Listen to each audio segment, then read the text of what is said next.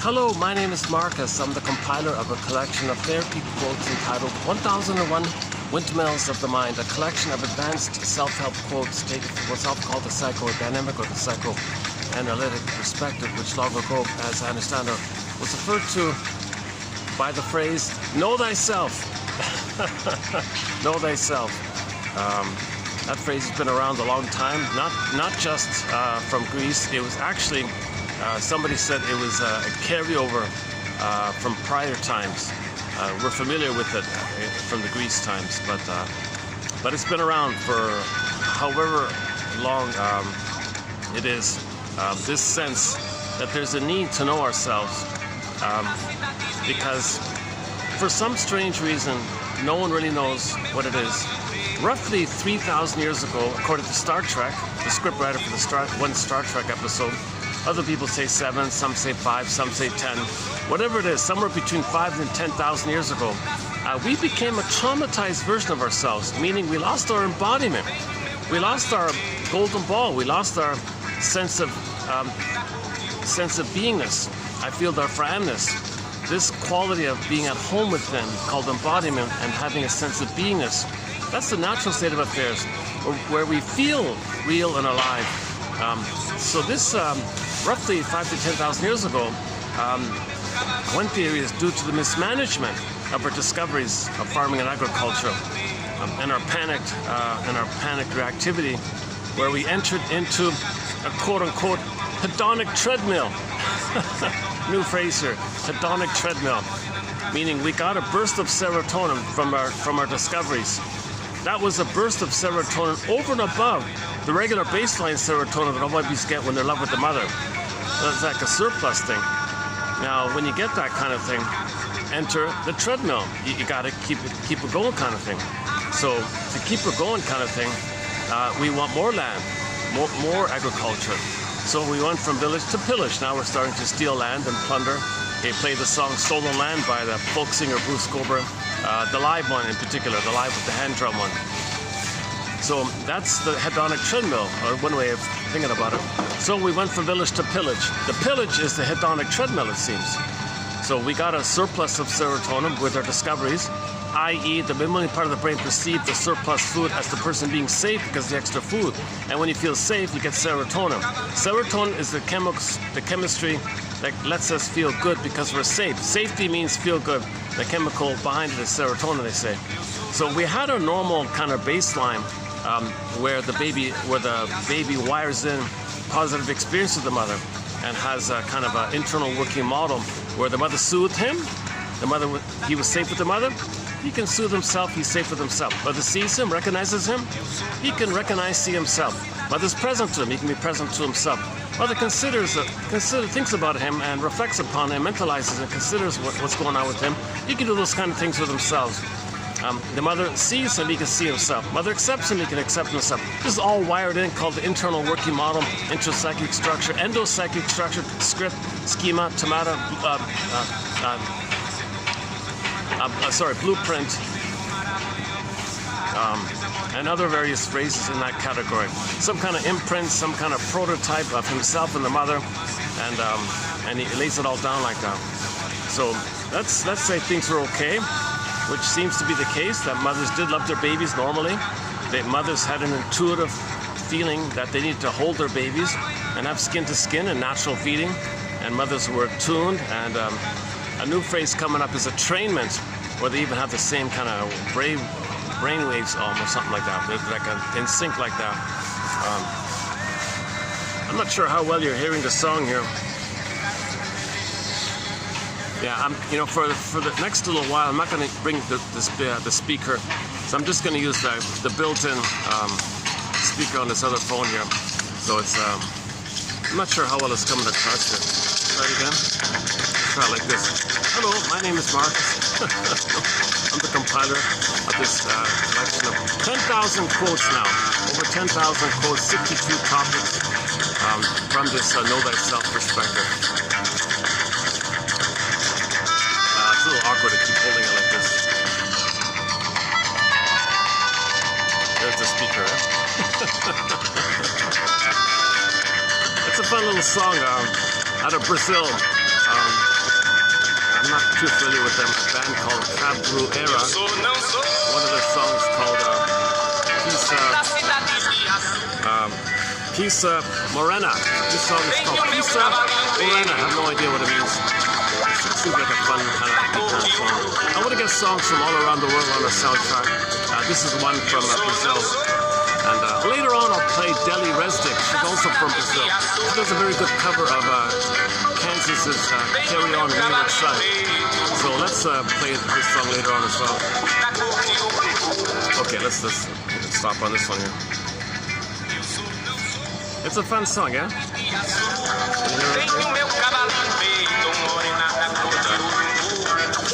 on full volume, eh? Or is it? Hang on.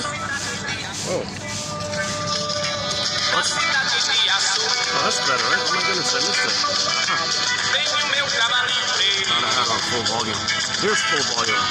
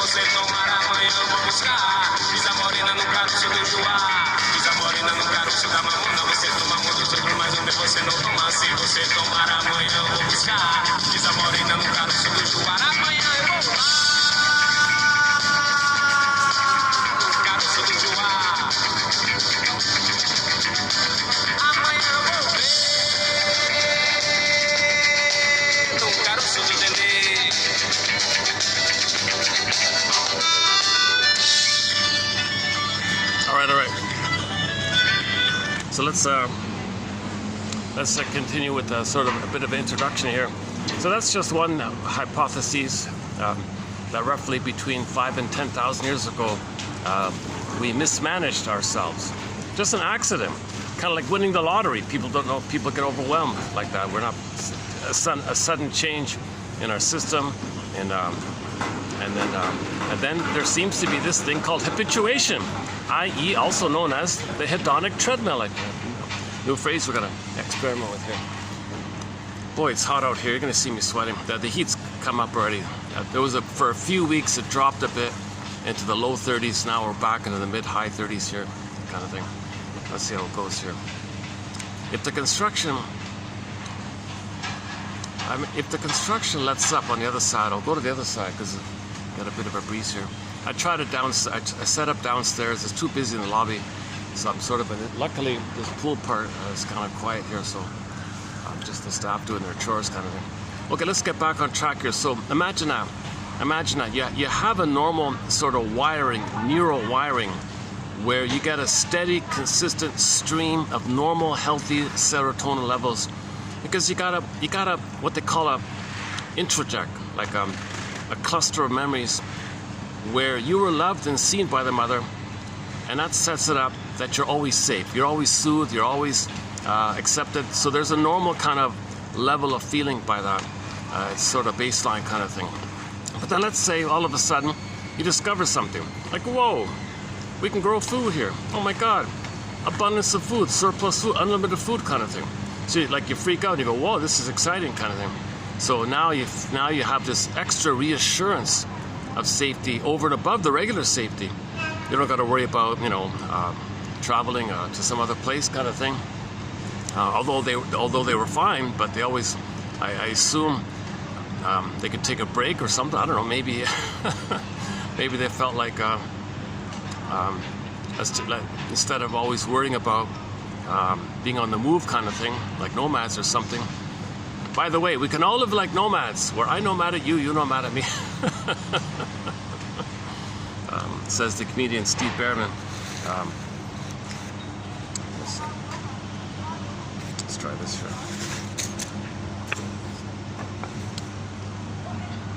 My first time doing it in this sort of location, this spot here. Let's see how it works here. Okay, I'd like to make this work somehow. Yeah, I'm sweating already. Jesus Christ. Never mind the appearance. I have not been analyzed, by the way. I'm not a shrink or a professor. I have no master's degree. I'm not a counselor. I'm not a therapist or analyst or dream interpreter, nothing like that. I have a basic, ordinary BA, keep that in mind. So I'm the part of the quotes. I'm finding the quotes that are clear, so I think that's one of the advantages of this collection, is that they're going to be pretty clear. If I get it, everyone's going to get it, kind of thing. I'm only looking for quotes that are clear, that move towards feeling. We want quotes that move towards feeling safe to get back our feelings, not use ideas or insights to get away from feelings. That's called intellectualization. But forget that. A lot of people do that. A lot of people have philosophical ramblings to get away from feelings, to repress the feeling, get away from, keep you up in the head. No. We want to have insights to capture and hold our feelings, not get away from the feelings. So we're kind of in the spirit of having cognitive knowledge to set it up so that it can lead to emotional knowing. We need the emotional knowing, right? So we want to first now know what we couldn't back then, so we can ultimately feel we couldn't have felt back then. That's called a healthy, the jargon is healthy abreaction, healthy catharsis, healthy emotional purification, a healthy kind of acceptance of the past. Now your energy could be for the present. Now you can live in the present, and your beingness can be in the present. See, your beingness is in the present. If your beingness is missing, you're in the past, with the limbic system, survival system like that. So you got the survival mind and the living, loving, present mind. Okay, and if the living, loving, present mind, beingness, embodiment, ontological self, sense of self, that's all frozen. Okay, your beingness. Okay, the image of the freezing of your beingness is Snow White's in a comb in a box, in a coffin, right? Rapunzel's locked in a tower. Okay, Miss Cord gets pulled down. Okay, Iron John and the Golden Ball are in the cage, kind of thing. Okay, Echo turns to a statue. Okay, and so on and so forth. So myths and fairy tales, when they have a princess, that's a feminine element. So the princess is feminine. Okay, code for the feminine element. The feminine is the beingness, the resting, the moon, the yin. Okay, the beingness like that. So, myths and fairy tales are symbols or pictures. They're not real, but they're just picture, like artwork, a picture to describe your inner psychological trauma, which is invisible. So something inside, it's invisible. So how do we communicate, or how do we talk about it? Well, we need some kind of stories and fairy tales and myths and psychological interpretations and theories and constructs and ideas and novels and interpretive literature, Twilight Zone episodes. You know, we need that kind of thing. And plays and all that, Ibsen and Goethe, various plays, and insightful kind of comments in that you might see in some TV shows and some films. You might see little insightful comments, kind of thing. Well, speaking of TV shows, yeah, I want to open up after my little introduction here. I want to open up with I want to try it to see if it works. I've never done this before. I just want to play like a 1 minute little clip from a TV show. Geez, hold on a second. I'm gonna need to take a few breaks here. Hold on a second. Yeah, let's try this. Jeez.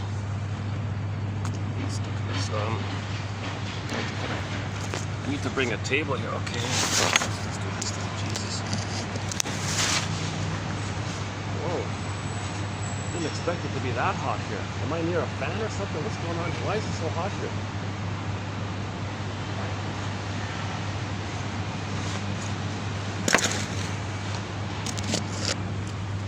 On second thought, let's see if I can try the other side. Let's see. There's nobody there. Oh, can I take it? Oh, jeez. I'm tempted to just jump in the water. Oh, no, there's people. I forget. Oh, no.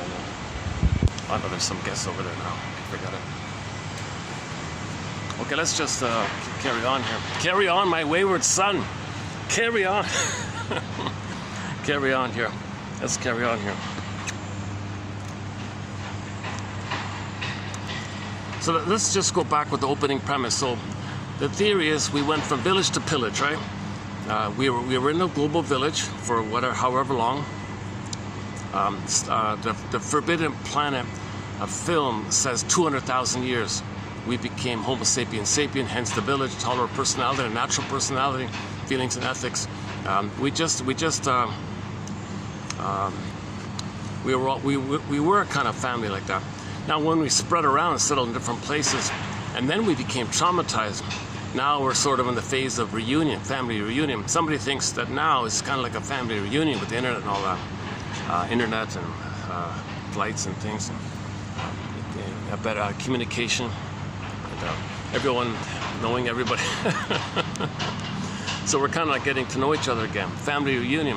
But with every family reunion, there's always a little, you know, kind of a drama, I guess, a little bit.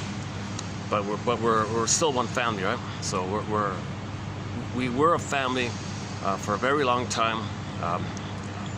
According to one theory, we used to be Homo botoensis for 1 million years almost, they said.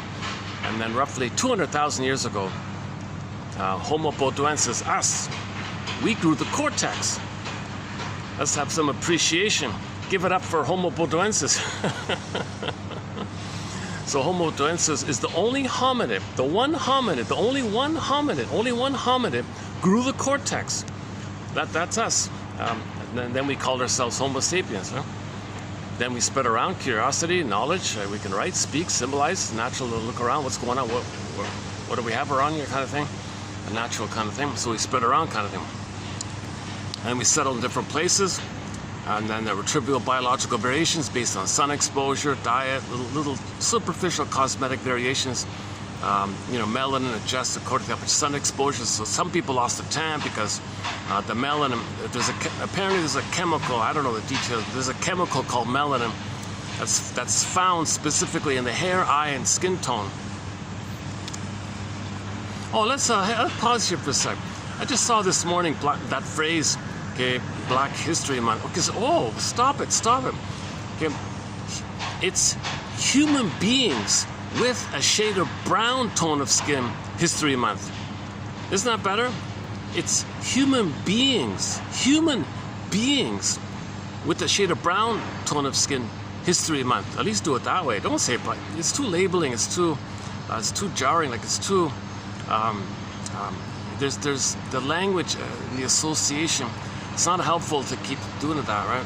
So nobody has black skin and nobody has white skin. Forget that nonsense. Everybody's a shade of beige or a shade of brown tone of skin, okay, based on how much melanin is in the skin. And so since we're dealing with melanin, Jen Elliott thinks since you're dealing with that same kind of chemical called melanin, technically speaking, she argues a shade of beige is actually a shade of brown. So we all have a shade of brown, you know. Okay, what about the pale one? Well, if somebody is kind of stressed or something, the blood might go inwards. So they might look palish, but they still have a shade of pale tone of skin. Okay, so stop saying he's white or black. Stop that nonsense. He's a human being. She's a human being with a shade of brown tone of skin. If you want to do it like that. So now this month, okay, February 2025 is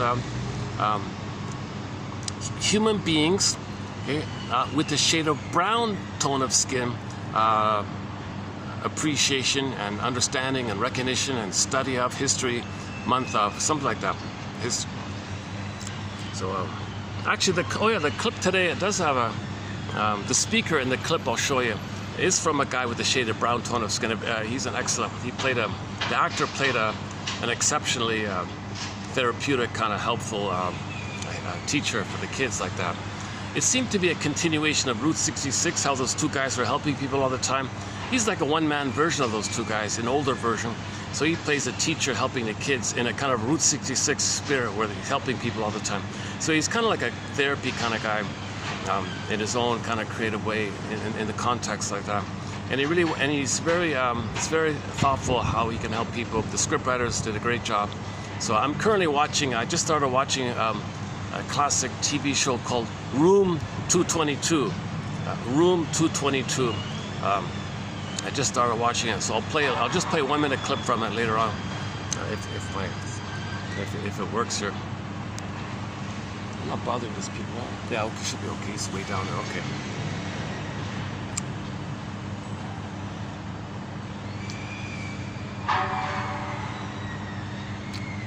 I'm tempted to.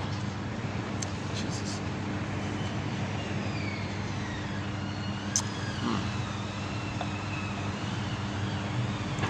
Maybe just maybe it's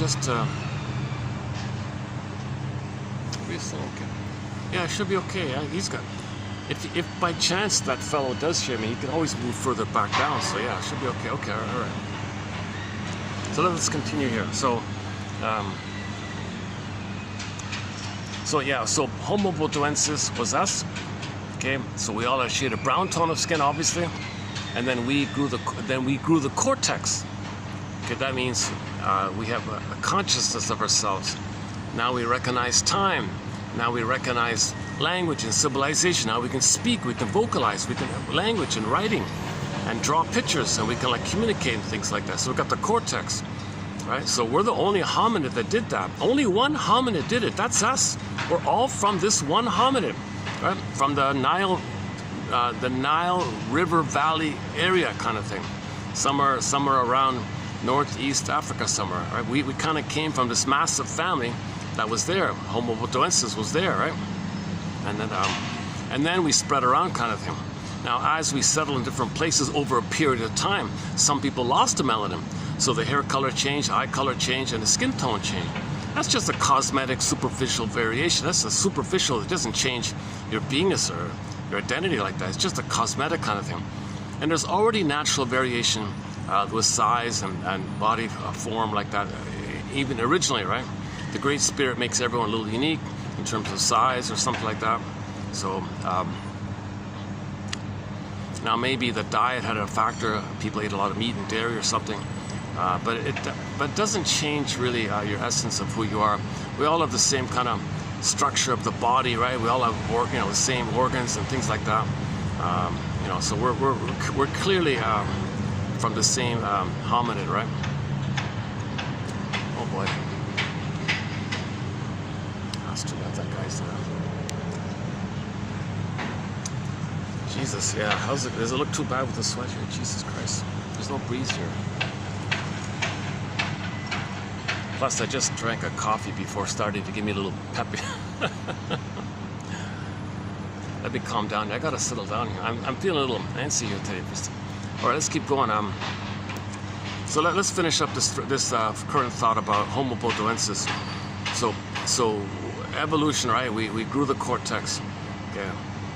Why? Who knows? Why is there evolution? Like, you get the whole debate about this, right? Like, everything's moving, right? Somebody theorizes, well, there's no such thing as waves and particles and everything's conscious, everything's alive and awake. It's consciousness, so it's just constantly just trying to. Yeah, I don't get. I never thought about it. To tell you the truth, like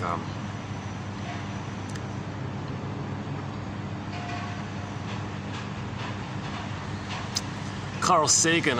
Yeah, maybe we should play that in the future. Carl Sagan has a clip about this from his famous Cosmos documentary series about the pale blue dot. He says, the great spirit out there, this unknown mystery, and the great spirit that makes all these galaxies and Milky Ways and planets and stars and suns and all this stuff. And then who knows how many trillions and trillions and trillions of rocks are up are up there. And he, by the way, he does make a point. Yeah, he says, do you think that the great spirit would now enter the idea that this speck of dust called Earth just happens to be the right distance from our sun? There's a unique phenomena where Earth is just the right distance from the sun. Not too close, not too far, not too hot, not too cold, just that sweet spot, okay, for the right conditions with the chemistry that the Great Spirit, as an expression of the Great Spirit. So the chemistry was such that the conditions are such that how things are such that over billions and billions and billions of years, whatever it is, our third rock from the sun, right, this pale blue dot, eventually ended up creating water, right? Moisture, water, so we got water. And then more billions of years, microbes and muck, he said. And out of the microbes and muck, he got all the cells. One guy jokes he had all these single cells, but they were single, they were Lonely Hearts Club. So they divided and they multiply like that. So the cells multiplied, and now you got various life forms kind of thing. And then you got all these life forms, and the original life forms were things like frogs and snakes and salamanders and dinosaurs were the biggest ones, right? Dinosaurs and birds and pterodactyls, and yeah. So you had this whole kind of thing like this, right? And then more billions of years, some of those forms became mammals, warm-blooded mammals. So now you got the monkeys, I guess. Some of them came into monkeys. Different theories. Did we? Okay, I won't entertain all the theories. But so anyways, we developed the mammal line. Now you get this whole massive mammal line. All the mammals came. As you know, right? All the mammals came on the scene. And then out of the mammal branch, some branch of the mammal branch, there seemed to be some kind of hominid branch. So I guess there were some hominids like that. Now, for whatever reason, only one hominid kind of at the right location or something, I guess. I don't know how that worked. Whatever it is, who knows? One hominid is around, Homo bodoensis. That's our previous version of us. We heard about the other hominids, right? Whatever, Neanderthal or something like that, or what is it, Homo erectus, or Homo this or Homo that, whatever it is. Only Homo bodoensis made it, for whatever reason, a long time ago, 200,000 years ago. And this took place somewhere around the river. Maybe the water and the fish, maybe that's a factor.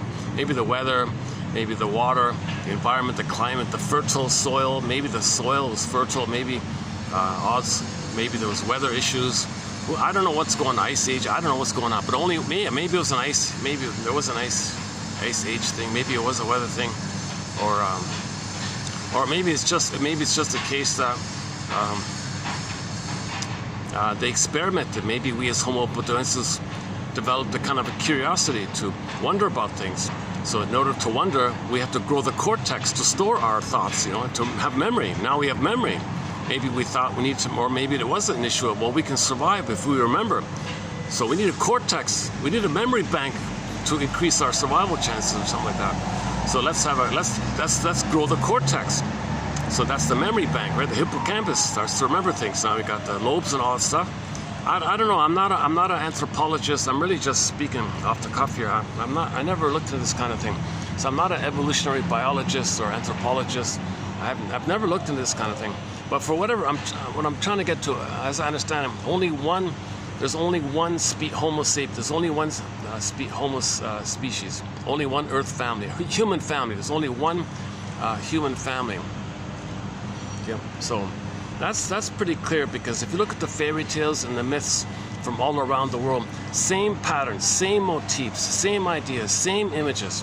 Okay, baby. When we were traumatized, then we created these stories to reflect our trauma. So we created myths and fairy tales after we were traumatized. The stories beforehand were probably simple things, but when we became traumatized, then our stories became a little more reflective of our traumatic state. So myths and fairy tales are kind of like a reflection of our inner trauma. As above, so below. These kind of stories are reflections of what's going on within our mind, and based on trauma, that the mind remembers the trauma, then we create these stories to acknowledge and validate our trauma. Okay, I'm a little bit guessing too much here. Yeah, sorry about. Okay, let me stick to what I know. Write what you know, they say. Yeah, that's true. Yeah. Actually, that was one of the highlights of the last video, that religious stories are a reflection of inner themes, of psychological traumas. Okay, so that quote we had just in the last video, he talked about, well, in trauma, the child is waiting for a redeemer. Well, he's waiting for mother. When the baby's traumatized, he's waiting, mother, when are you gonna come? So we might have a story waiting for the redeemer kind of thing. Or if the baby's enraged, then inwardly he's enraged at the mother. Well, we have a story about the scapegoating idea outside. So and so on. Perfection. You want the blissful oneness. Well, so we want babies do feel and need a blissful oneness to the mother. So we create a story about that kind of thing to reflect the missing inner state. So that's a little bit from yesterday. And whenever we talk about religious kind of stories, it opens up with TQ 1203, the work of Mel Faber. You can start at 2118, and then go to John A. Sanford. He's got quotes sort of sprinkled all around, and then that's a good starting point. We've got a huge thread on psychoanalysis, religion. But again, once again, when we mention religion, it's only in the context of when religion is being used to get the serotonin to plunder and pillage as a tool or an adjunct or a part or branch of the pillaging. So we became, we made a huge, some people think some kind of accidental side road or something, I don't know, some kind of or necessary side road, or who knows what it is, but maybe it's just maybe the side road is part of our ongoing attempt to be conscious. Maybe our mistakes are an attempt to make us more conscious, so we can be more embodied and be creative and expressive on the planet as one big family on the planet, maybe. And now we're the only ones that are conscious, so maybe the Great Spirit wants some kind of consciousness on the planet, because all energy is conscious. So maybe human beings are a conscious reflection of the spirit of the consciousness of the spirit. So maybe some people say that. Some people say things in that kind of area, right? That everything conscious, right? Like these flowers and leaves and things. It's all conscious, right? All the particles and waves are kind of conscious. So maybe we got to be conscious as a reflection that everything's conscious. So the consciousness seeks consciousness as a reflection. So humans might be a reflection of nature, kind of like the pure nature kind of thing. In terms of we're aware of ourselves, but the plants and vegetables are not aware of themselves. So we got to be aware of ourselves to have a homeostatic balance. That somebody's got to be conscious. So we're meant to be conscious of ourselves. Maybe that's the natural order. Maybe that's a natural harmony like that. And I'm doing it again. I'm going off. Wow, I've never done this kind of philosophical meandering like this before. What is it? Is there something in the coffee or something?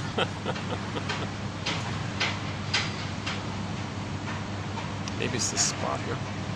I'm still feeling a little anxious. Yeah, I am feeling a little anxious here due to the sweat and no breeze here, and I have this ongoing worry that I might be bothering the fellow at the side there. Okay, whatever. Okay, let's go back. I'm trying to listen for the construction on the other side. Has it stopped by any chance? That construction's over there, right?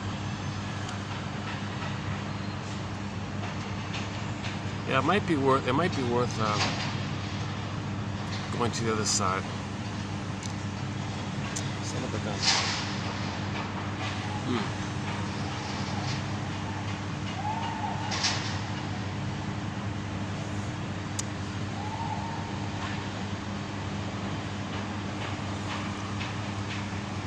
Yeah, let me go to my regular spot on the other side. There might be some construction over there. Oh no, okay. You know, the reason I came here because I wanted to play the 1 minute clip and you couldn't hear with the construction. So let's do this. Let me play the 1 minute TV clip.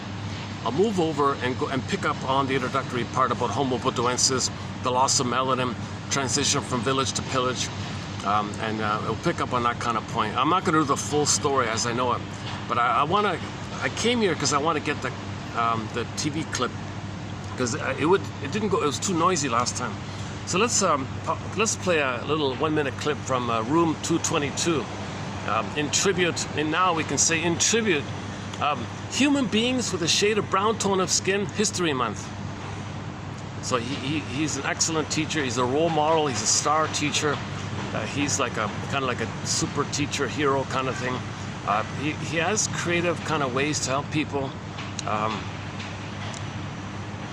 Like if kids are in trouble like that, he had some innovative kind of ways to engage them. You know, he was really successful with that Jason character. In the first episode, he was a real kind of scary kind of dude, stared everybody down, was intimidating, bullying kind of thing. Now he's a friendly, happy, creative, easygoing guy, and it's because of this Jason guy that you're going to see this clip here. So Jason, so these are 16-year-old high school kids. So this is about a teacher. So room 222 is about a teacher with a class. That's part of it. But his girlfriend is a school counselor. The principal is this comedian guy.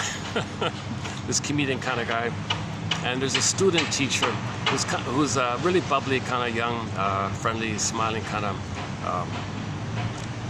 Think of Gidget a little bit, maybe a little bit like Gidget, kind of the Gidget character, a little bit like that. Very optimistic, caring, a little codependent, trusting, very helpful, and very has a very optimistic outlook, very enthusiastic, humorous, funny.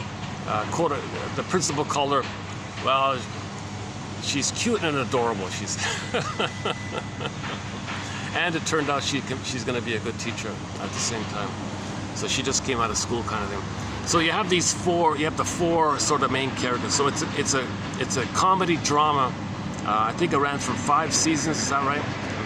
I'm in the middle of. I'm just currently watching season 1, and it stars 4 people. At least in season 1, it starred 4 people, right?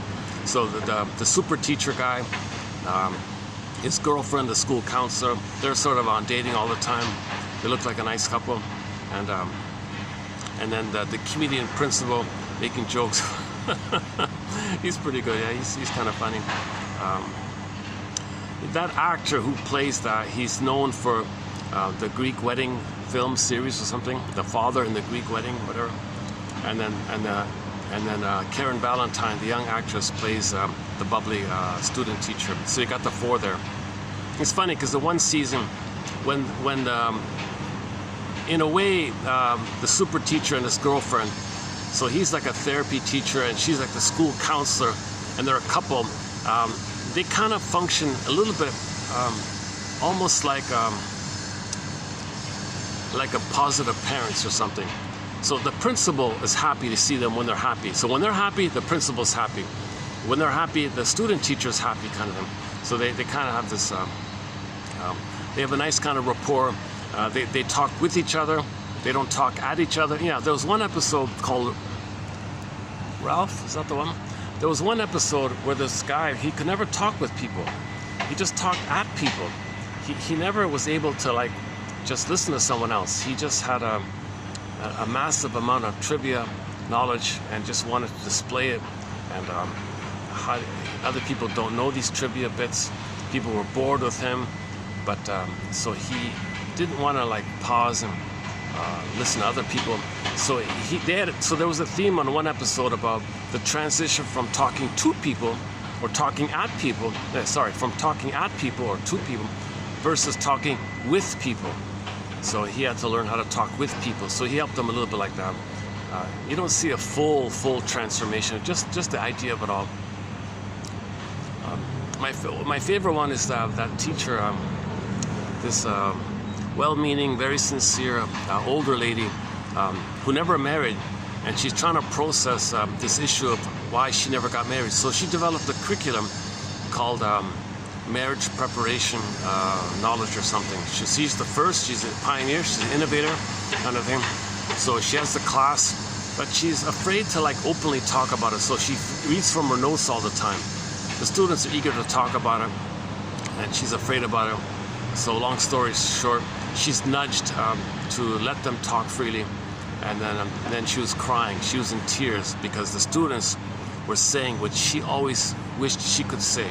They were voicing what she wished she could voice. She came from the quote-unquote silent generation, and now here are the kids kind of speaking openly, voicing openly things that concerned her.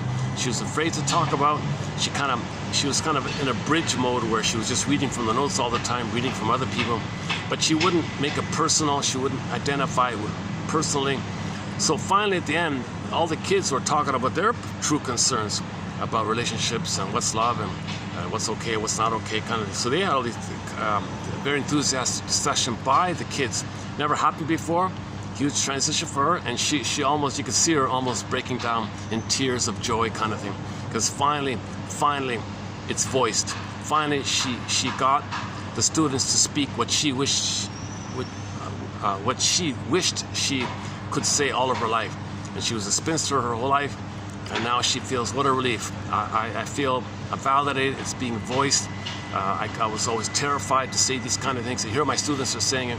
That was a very touching episode, that one. I forgot the name of it.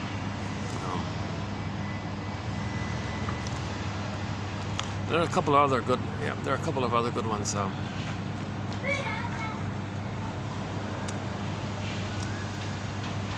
There's a one strange one called. Should I mention? Okay, let's play the clip about the smog. Yeah. So this what I'm gonna play. Oh, hold on a second. Let's do this.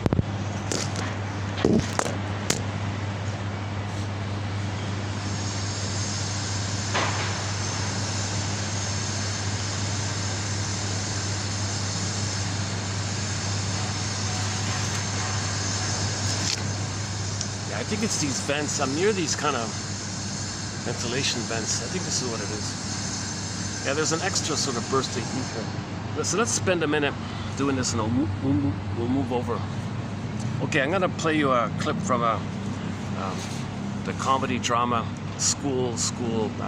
high school drama called Room 222, an episode entitled, the title of the episode is very good.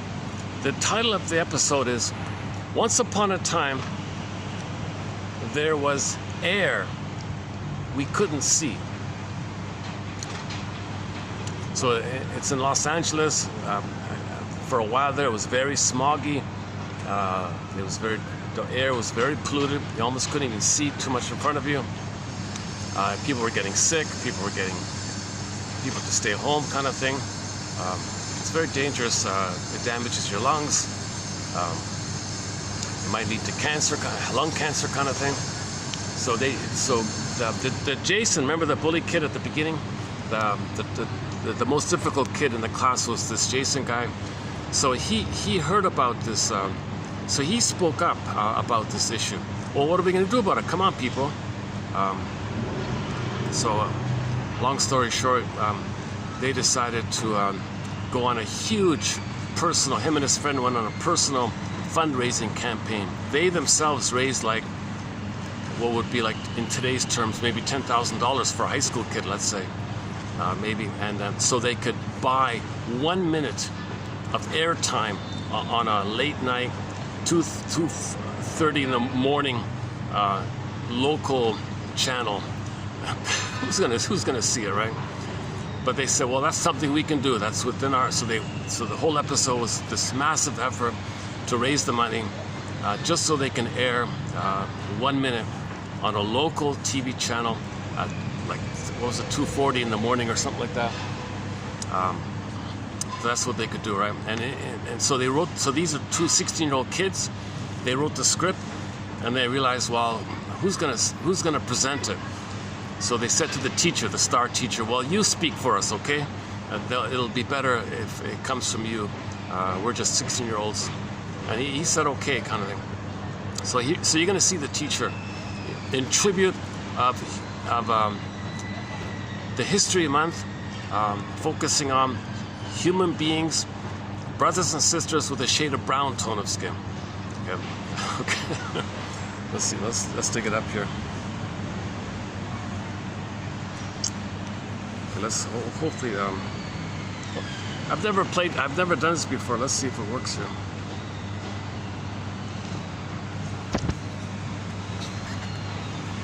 Okay, let's see. Let's just try it. Whoa.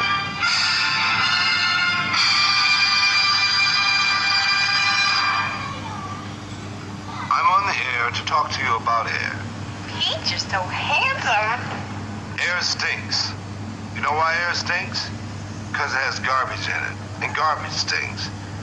Not really this kind of garbage. This kind. Garbage from businesses.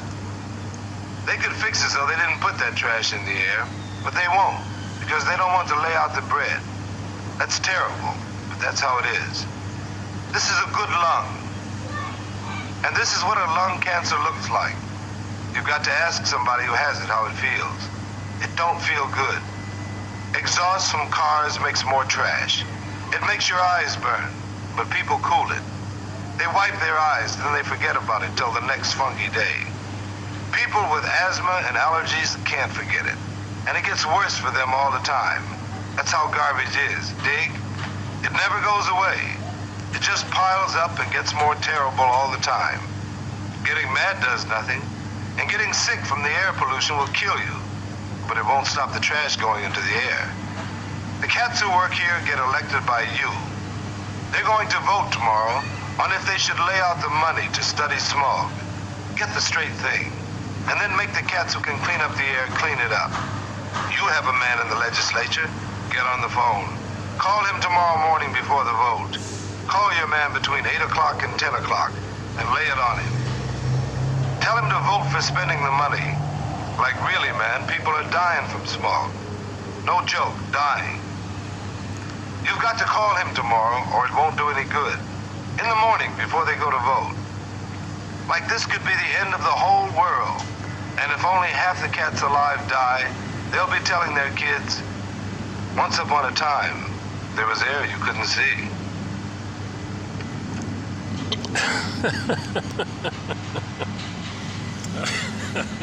You can see the reactions.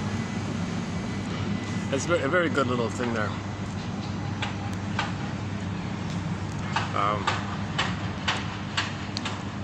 Let me play it. Let's see if I can get better lighting. I'll play it again.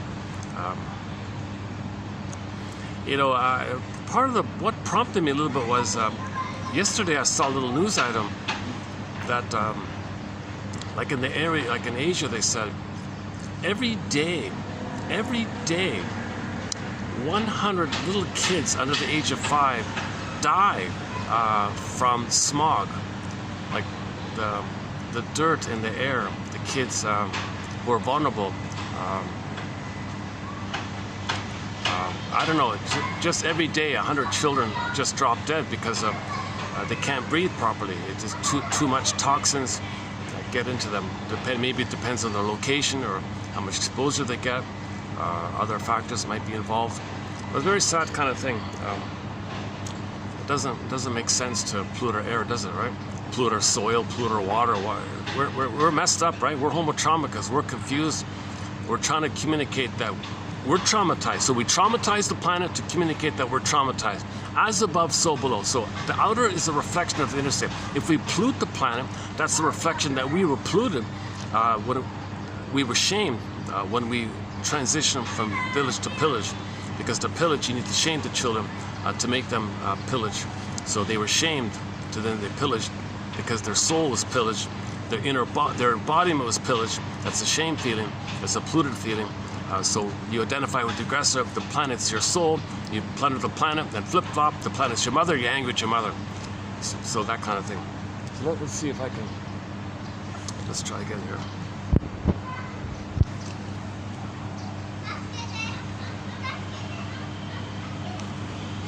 Okay, let's see. Can I get better? Let me see if I can get better contrast here. Let me see.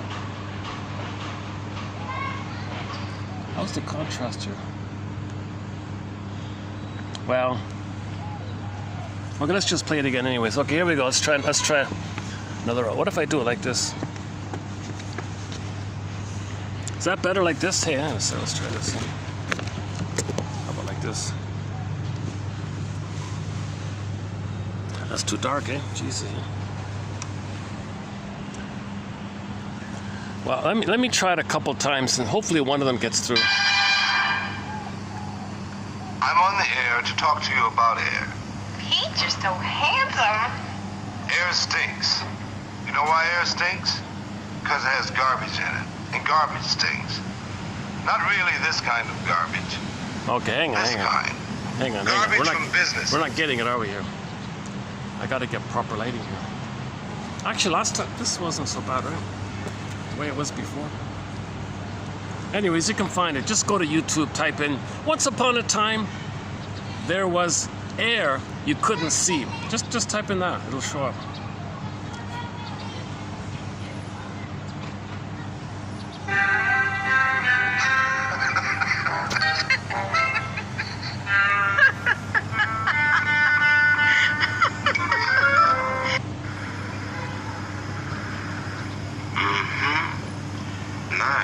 Nice. 15 seconds. Okay, here we go.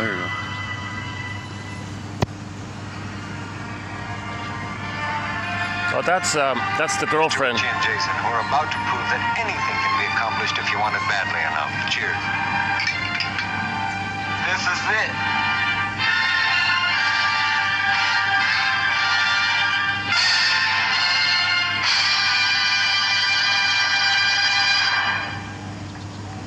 I'm on the air to talk to you about air. Pete, you're so handsome. Air stinks. You know why air stinks? Because it has garbage in it, and garbage stinks. Not really this kind of garbage. This kind. Garbage from businesses. They could fix it so they didn't put that trash in the air, but they won't, because they don't want to lay out the bread. That's terrible, but that's how it is. This is a good lung. And this is what a lung cancer looks like. You've got to ask somebody who has it how it feels. It don't feel good. Exhaust from cars makes more trash. It makes your eyes burn, but people cool it. They wipe their eyes, then they forget about it till the next funky day. People with asthma and allergies can't forget it. And it gets worse for them all the time. That's how garbage is, dig? It never goes away. It just piles up and gets more terrible all the time. Getting mad does nothing, and getting sick from the air pollution will kill you. But it won't stop the trash going into the air. The cats who work here get elected by you. They're going to vote tomorrow on if they should lay out the money to study smog. Get the straight thing, and then make the cats who can clean up the air clean it up. You have a man in the legislature. Get on the phone. Call him tomorrow morning before the vote. Call your man between 8 o'clock and 10 o'clock and lay it on him. Tell him to vote for spending the money. Like really, man, people are dying from smog. No joke, dying. You've got to call him tomorrow or it won't do any good. In the morning before they go to vote. Like this could be the end of the whole world. And if only half the cats alive die, they'll be telling their kids, once upon a time, there was air you couldn't see. That's the student teacher. That's the principal. Rotten smog. What you think, Rich? Yeah, Jason. Yeah, brother, that's how it is.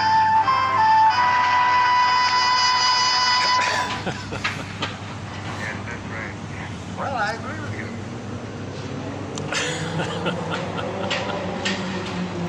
That's quite a turnaround with that Jason character from the beginning.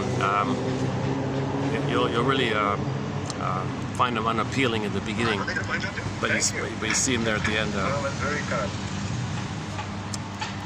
And yeah, I just realized that it's true. Like it's true, right? 100 children die every day due to smog. That's just sort of the headline said Asia. I didn't quite fully get the whole story, but. Now, do another episode about 30,000 children dying due to starvation and malnutrition. 30,000. So that's another one. Jesus Christ, eh?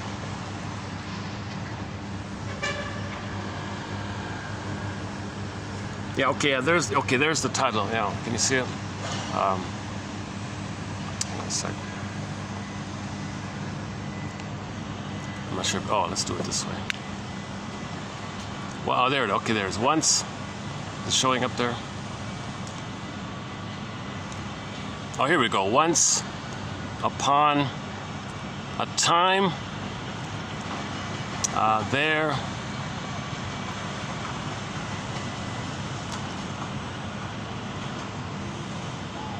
once upon a time there was air you couldn't see. Yeah, okay. Not see. You couldn't see. Okay, now let's go over to the side part because this is distracting. This is way too distracting being here. Give me a minute to move over. I'll take the construction at this point.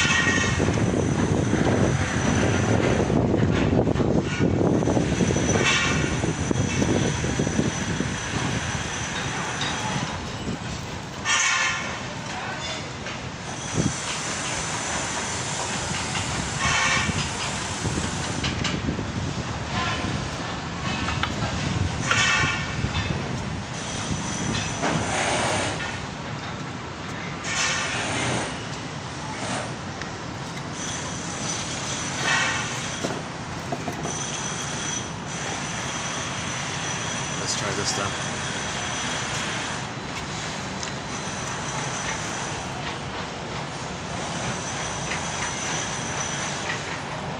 Yeah, let's try it again. Try it again. Maybe the lighting's better here. Oh.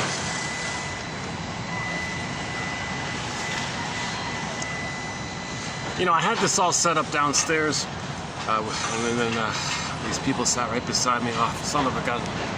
Happens quite a.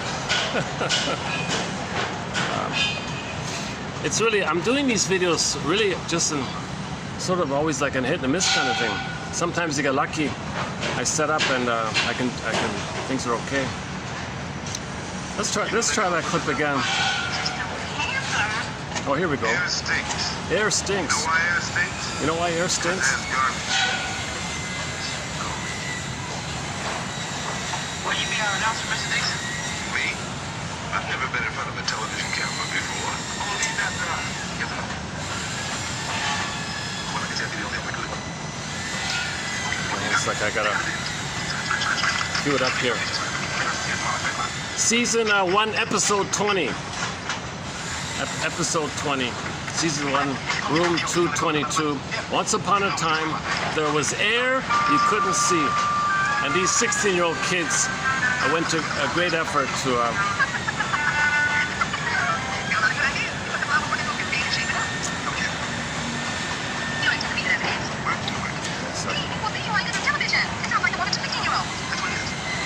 oh yeah, the script was written by the kids. The teacher's reading it, but the jargon, you know, you dig, man, you dig. People are dying, you dig, you get it. Those cats, you know, they're the ones causing this, and they've got the money. They've got trillions of dollars. They don't have, but they're greedy. They don't care. So we gotta put pressure on them. Now, this idea about picking up your phone, I guess it's.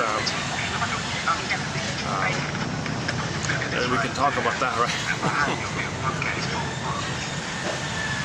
if these politicians are kind of a controlled kind of thing,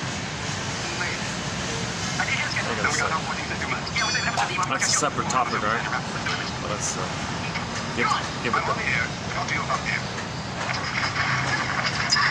Hold on a second. Okay, here we go.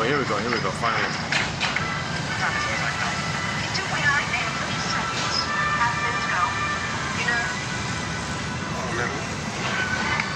Everything gonna be just fine. Thanks, Jason. 15 seconds.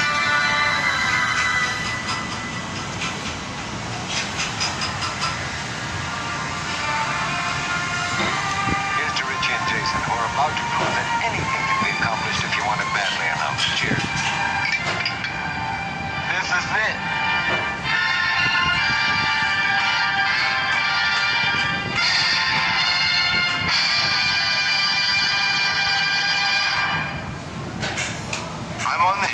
Talk to you about air. He's just so handsome. Air stinks. You know why air stinks? because it has garbage in it, and garbage stinks. Not really this kind of garbage. This kind. Garbage from businesses.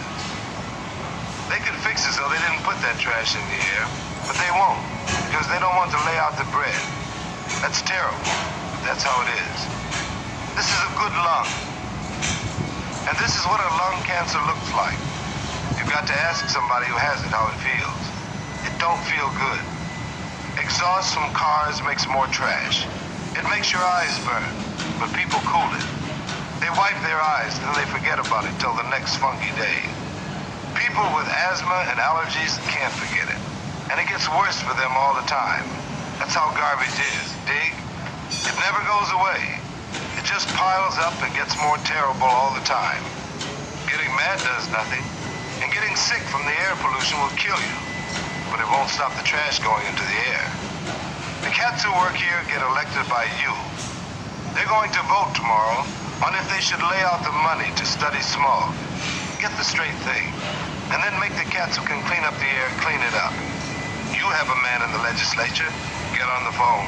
Call him tomorrow morning before the vote. Call your man between 8 o'clock and 10 o'clock and lay it on him. Tell him to vote for spending the money. Like really, man, people are dying from smog. No joke, dying. You've got to call him tomorrow or it won't do any good. In the morning before they go to vote. Like this could be the end of the whole world. And if only half the cats alive die, they'll be telling their kids, once upon a time, there was air you couldn't see.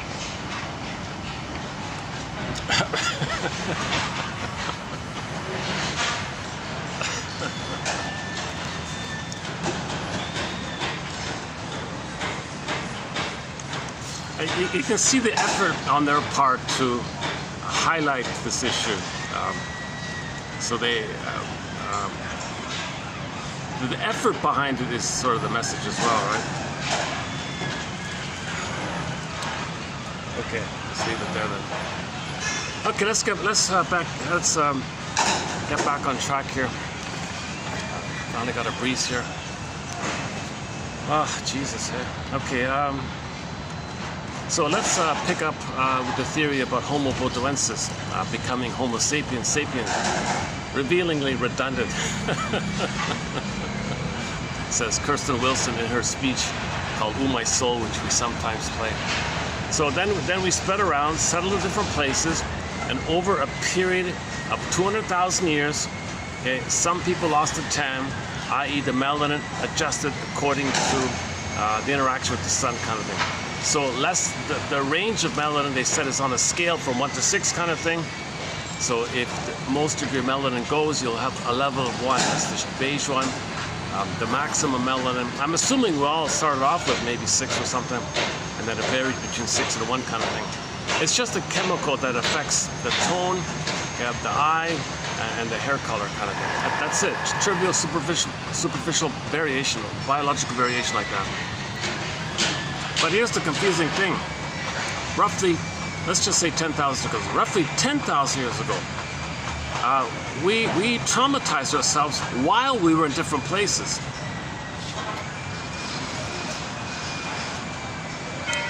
Okay, so it was an accidental trauma. We accidentally traumatized ourselves, just like some ordinary person wins $1 billion and things are confused or something. He doesn't know who he is anymore. He gets excited or something. Maybe he makes mistakes or whatever. Maybe he had the feeling that now he has the power to get mother's love in the past, so he makes mistakes. Doesn't make sense. Maybe he lacks self-awareness, and he thought with all the money he can create something that would equate to having been loved back in the nursery, because that part of it doesn't know time. So he's engaged in symbolic search for mother. When real needs are unmet, we have symbolic needs or neurotic needs or defensive needs. Usually symbolic needs, because the real needs are unmet. That's also known as neurotic needs. So neurotic needs appear on the scene when real needs are unmet. If real needs are met, you have your beingness and you can live a love from your beingness. But if the beingness is missing, you have neurotic or symbolic of the need, hoping that the symbol can be the need in the past to get back your beingness. Doesn't make sense, because the present isn't the past, but that part of the brain doesn't know time, so all time is that time. Something we talk a fair bit about that we have talked about a fair bit in previous videos. Today feels like a very different video for me today. I'm not gonna do my usual overview of core points. If you randomly click any of the videos in the past year, let's say, you'll probably get a good 1 to 2 hour kind of foundational kind of material about repetition compulsion, okay, Paul B. Russell, Morton Keeson's, okay, about how dysfunction means protecting the mother, saving the mother, distinguishing the clingers, translogic, identification with the aggressor, developmental theory, object relations theory, and so much more, and various personality patterns, and survival anxiety, and the 3 parts of the brain issue. So we covered sort of the core points, mainly repetition compulsion, how you repeat in an attempt to remember. And if you can make the inference and remember, then you stop repeating. But if you don't remember, you're going to keep repeating in an attempt to remember. Mr. Freud's most famous essay, memory, repeating, working through. So a trauma took place, we don't remember it. So we recreate it, reenact it, again and again and again, symbolically, recreate, until we remember. When we remember, then we stop repeating. So for example, if a mother doesn't remember that she was traumatized by her mother, and she doesn't remember, she just repeats the thing. She plays the traumatizing mother, casts her own child into the role of her, and replays the thing. The child is her, she's the traumatizing mother, so she ends up traumatizing her own child because she doesn't remember that she's been traumatized by her mother back then. So she recreates it because she doesn't remember. It's this compulsion to repeat. So her own child stands in for her, crying for love, right?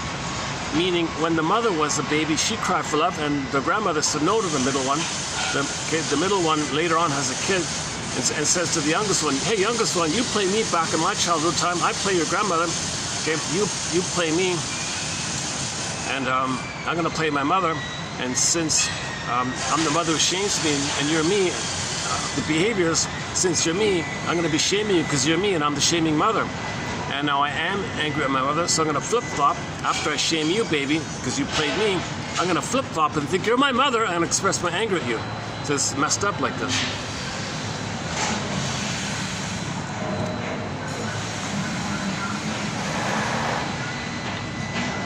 Well, hopefully one of those 3 efforts to get the TV clip came across, because I kind of, it doesn't make sense to, there's got to be a way. It's just people wanting to make money and not caring about others. You know, people who pollute. Well, I was polluted. So when people who invest in polluting, probably they're saying, well, I was polluted. All of you will be polluted because I was polluted.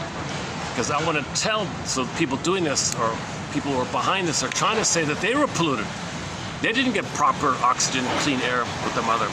She was toxic in the feeding, angry in her feeding, angry in her dealing. He felt suffocated, maybe in the uterus. Mother was smoking. How about that? Let's say the mother was smoking, okay, and the baby's inside not getting enough oxygen. This is the smoke issue. He grows up, becomes the aggressor, sees and pollutes on the planet as a reflection of what happened to him.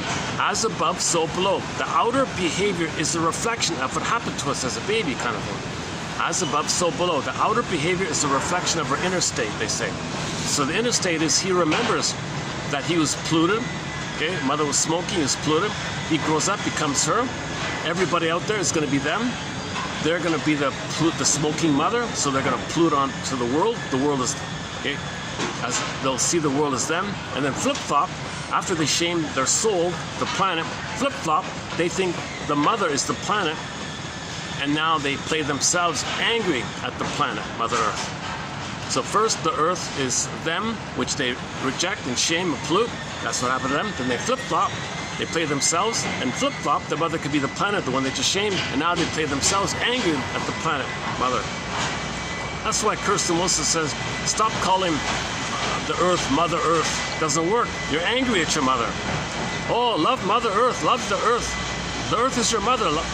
That only works if you were not traumatized by your mother. If you were traumatized by your mother and you say the Earth is your mother, oh, you get your anger out on the planet. It doesn't work like that. Same thing with, so she said, what about father? Same nonsense. You transfer your anger to the mother onto the father. But Kirsten Wilson says, well, maybe you're afraid of the father. It's not going to work. You cannot refer to the planet in any kind of family way, because there's an unconscious anger at the mother. It all links back to the mother kind of thing. Yourself and the mother. So you were ashamed the mother was dangerous, and you angered the mother.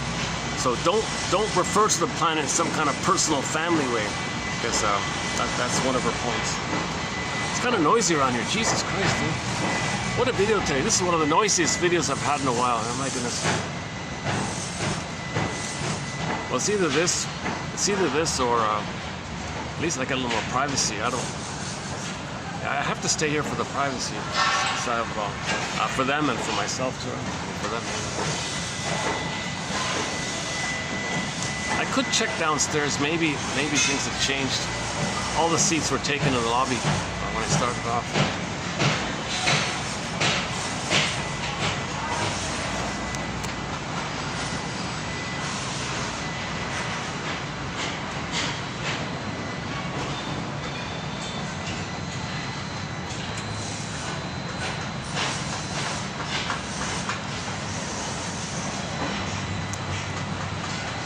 But let's finish up the 10,000 years ago. So 10,000 years ago, while we were in different places, more or less around the same time, we all discovered farming and agriculture. Now, some people said, don't mess with it, leave it alone. They're called indigenous people. Some people maybe got too excited or something. And in the panic said, give me more. Hedonic treadmill, I need more. Hedonic treadmill, give me more to maintain that habituated new thing that you got. And now you're on that treadmill to stay at that level, stay at that stasis or something. So now, okay, to get that hedonic treadmill, you got to keep getting an increase of a supply that leads to serotonin. That's the treadmill. Now you got to get it again. So what you got to get it again. You got to get it again. You got to get it again because you're on the treadmill. So that's the transition from village to pillage. So then people said to themselves, gee, how do we pillage? We're all one family. How do we grab and stuff? They're over there. You don't want to push them off or tell them to go away and take their land. They got to pick the berries there or something. But you want to gobble the land and farm there or something. So how does that work? Well, we're all one family. It's not normal to treat each other in a cruel way. So here's the question mark. It seems to be, for the first time ever, a very drastic, disturbed thing took place, which is that babies they started to become removed from the mother. They separated the cord, the placenta, took the baby away. That'll do it. That's a huge betrayal. So they betrayed the baby. The baby has a huge basic fault, abandonment syndrome, abandonment depression, a huge emptiness, a huge core psychic pain. He's going to freeze up, and remember that's what happened to him. It's as if mother plundered his soul, short-souled his soul, pillaged his soul, his inner home. So that's going to set it up. He identifies with the aggressor. There's land out there. He pillages that as a reflection that he was pillaged. Now, the baby thinks mother didn't care, so he's not going to care. So that seems to be the psychology, or part of the psychology, that underpins pillaging mode. Somebody said, well, if you're going to pillage, you need a pool of poorly paid workers, he said. But that's abnormal to hurt each other. We're a family. You don't do that to we're all one family, earth family, human family. Okay, Carl Sagan, the song Diese Welt by Katja Epstein, and so on. And so many others, huh? The scientist, a famous scientist, said, treat the planet at least as well as you treat yourself. So another one said, well, we're 70% salt water. The Earth is 70% salt water. The salt water in us and the salt water in the planet have a lot in common kind of thing. We're kind of from the Earth, so treat the planet at least as well as you treat yourself. So we're all from this planet. We're all from this Earth family, this Earth community. You know, so Jesus Christ. So 10,000 years ago, I guess the temptation was too great. I guess the drug, it became like just a brain mechanism when you get like a drug-like phenomena. So you got a huge burst of serotonin, and then when you get a surplus of serotonin from the discovery of farming and agriculture, that's going to go away quickly. The treadmill thing, it's going to go away quickly. Then when it goes away, from the comparison, you feel less safe. So you were safe, became more safe, you're still safe, but when the extra serotonin dissipates, by comparison, you feel less safe, danger. Now, dopamine chase, dopamine for the chase, serotonin from the catch. Now the dopamine clicks in, because the dopamine means go get it. Right? Dopamine means chase, pursuit, anticipation that if you get something and when you get it, you'll get the serotonin. Dopamine means it motivates you to get something, with the idea being that when you get it, you believe that when you get it, it'll make you safe and get serotonin. So dopamine is the pursuit of serotonin, put it that way. So enter the dopamine thing. Now people are in dopamine mode. Go, get serotonin, because you're in the treadmill kind of thing. So the panic was, you need flying monkeys.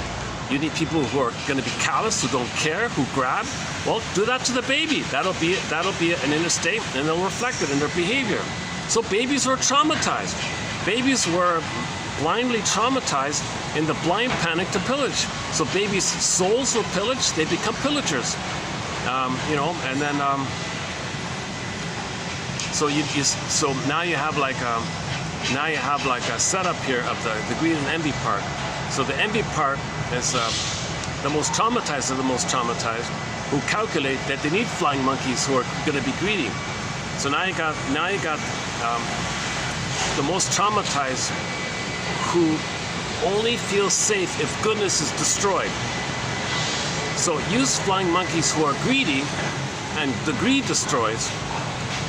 So that's part of it, that the greed destroys. But behind the greed is the deeper thing called envy. Envy is hatred of the good. So in order for envy to do its thing, it needs flying monkeys who are greedy, because greed destroys, and envy only feels safe when goodness is destroyed. That's called grenvy. So now you got a very disturbed phenomenon where you have on the Enneagram, it's the 5 and the 8 line. The 5 and the 8. Okay, 5 and then the 8, right? Look at that line on the Enneagram. The unhealthy, of course. So the 5 is like Iago, just envy, ennui, bitter, envy.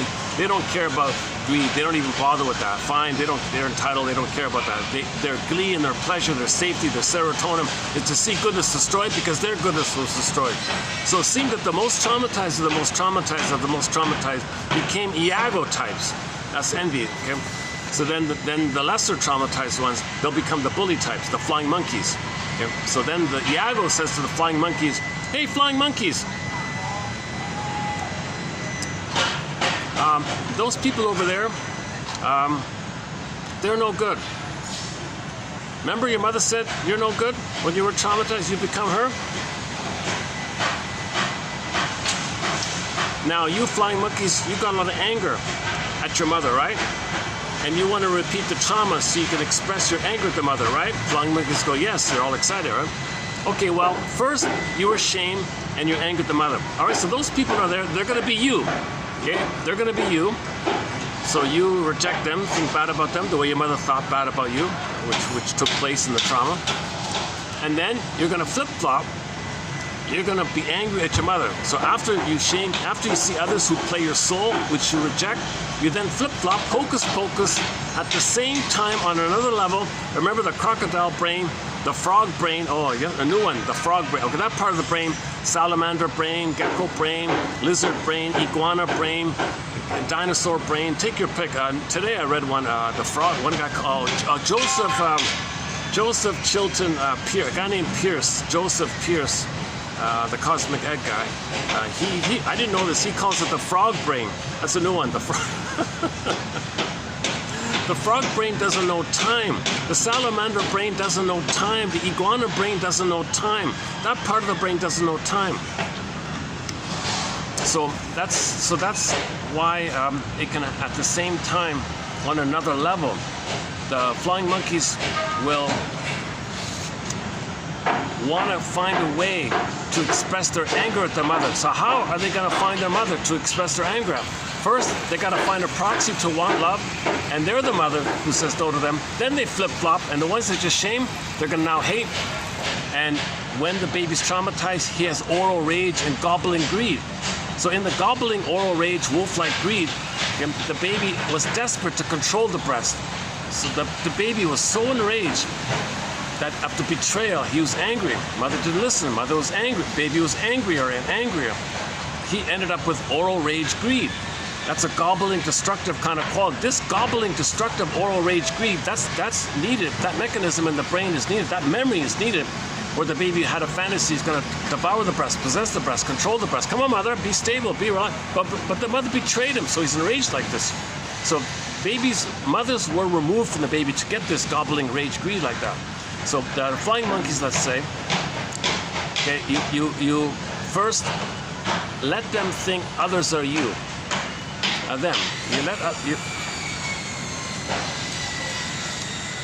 Iago behind the scenes, okay, who says to the flying monkeys, hey, those people over there, they're no good. Oh, they're no good? Okay, then hocus pocus, that means they're your mother. And they're angry at the mother. So the flying monkeys have rebounding aggression towards the mother. So the flying monkeys have an anger, okay, meaning anybody, I'm just boring Wizard of Oz, right? When a person is angry at the mother and it can't communicate to the mother rejects it, it rebounds inwardly. This rebounding anger at the mother, it rebounds in on itself. It leads to psychosomatic symptoms, okay, but the body can only bear so much. Then it goes out sideways. Okay, this destructive energy, it's the regular life force, but when it bounces back in, it's kind of like you take the letters L-I-V-E and reverse the letters L-I-V-E to E-V-I-L. It's kind of destructive. It's not a separate thing. It's the same thing where the baby became enraged. So now it's destructive because it's going inward. So there's psychosomatic symptoms, hypertension, body issues, so on. Somatization. Jesus Christ. You're hearing it. I know. When I play it back, it's kind of loud with the construction there. Jesus Christ. Let me move in a minute. Yeah. So anyways, you got rebounding aggression inward, then it goes out to the side. Okay, now you gotta watch Twilight Zone, Howling Man. The Howling Man, the devil guy, was within, in the cave, in the cell, in the castle.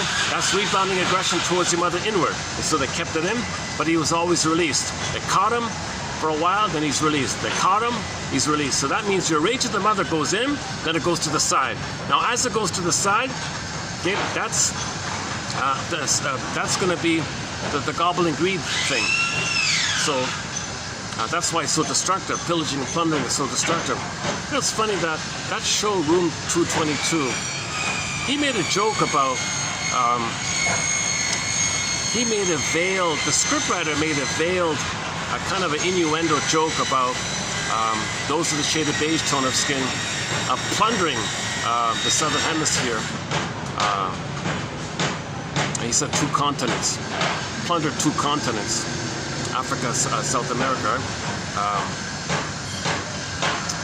He made a veiled, I think there was a kind of a subtle dig, a subtle thing where those of the shaded beige tone of skin plundered half the planet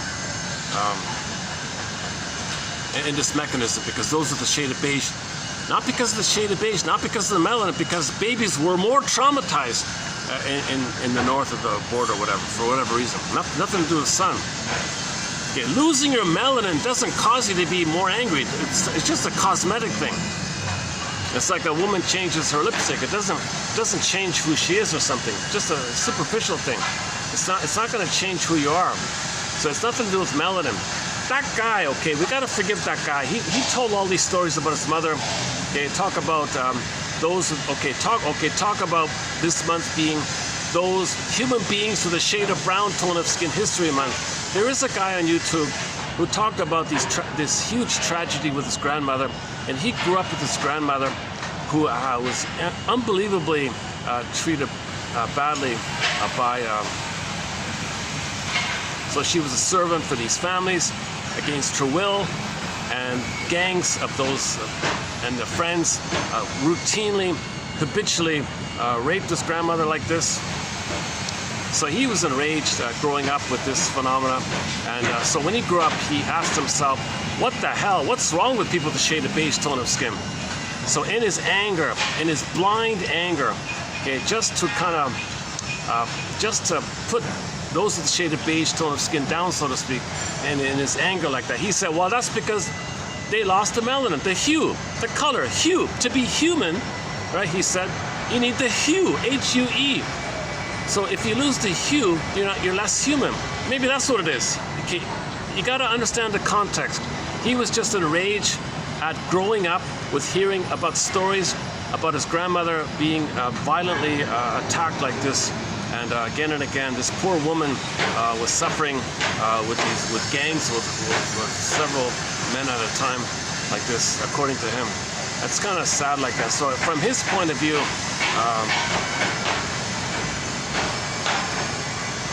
he was grasping. Why are people? It's not about the melanin. It's not about it's just an accidental wordplay that hue, H-U-E, meaning color, happens to sound like the H-U in human. It's nothing to do with that. Skin tone doesn't affect you being more human or less human. Trauma is what causes a person to be, quote unquote, more human or less human. Trauma.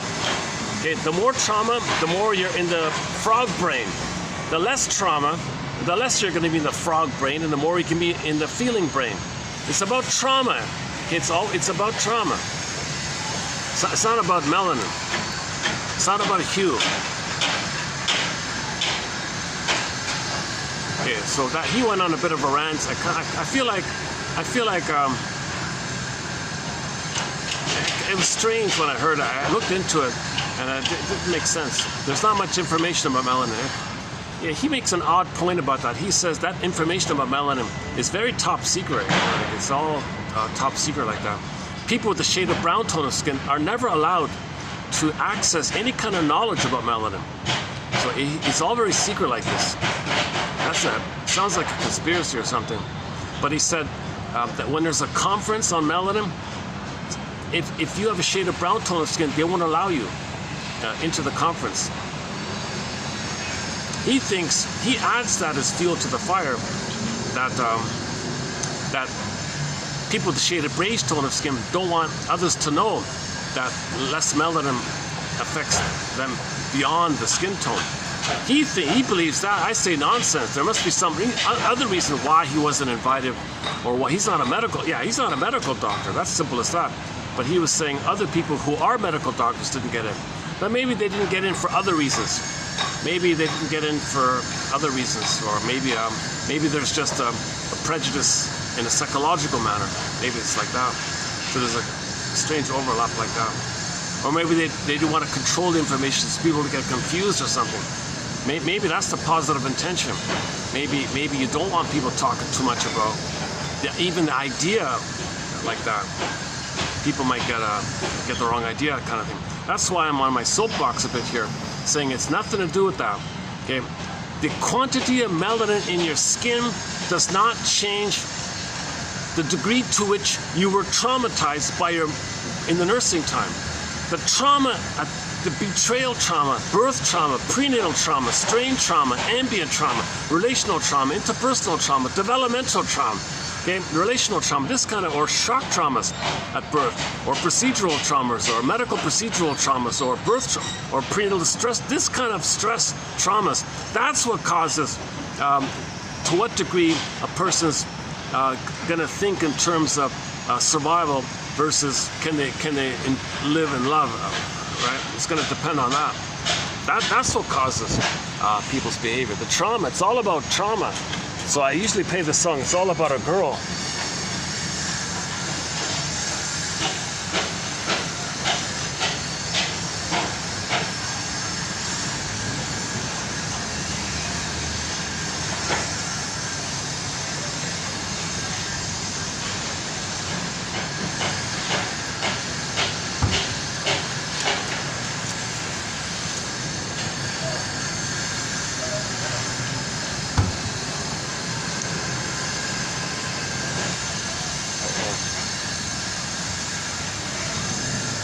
Sort of in the smokers section of the stop smoking area. I can see that.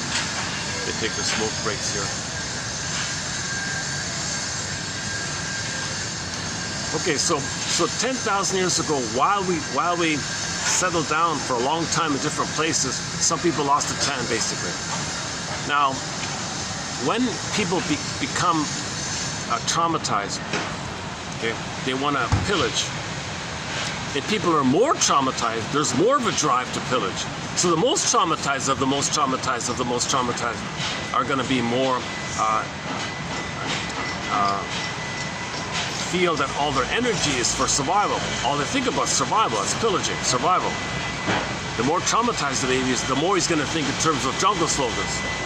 Okay, so if a person thinks in terms of jungle slogans, adversarial slogans, oppositional slogans, my greed or your greed slogans, any kind of jungle mentality, okay, that's trauma where the baby thought he was going to be a goner when the mother abandoned him, when somebody removed the baby from the mother and the cord and the placenta was severed and removed from the baby, he thought he was abandoned and gone. So that's a survival kind of issue. No baby would make it on his own without a mother, and he thinks he was going to be a goner. He froze up the soul, he did tricks in the mind, he managed to physically survive, but that's about it. But he still thinks it's all about trauma, it's all about survival. So babies for the first time were traumatized to make them think in terms of survival. So the most traumatized of the most traumatized became the most energized to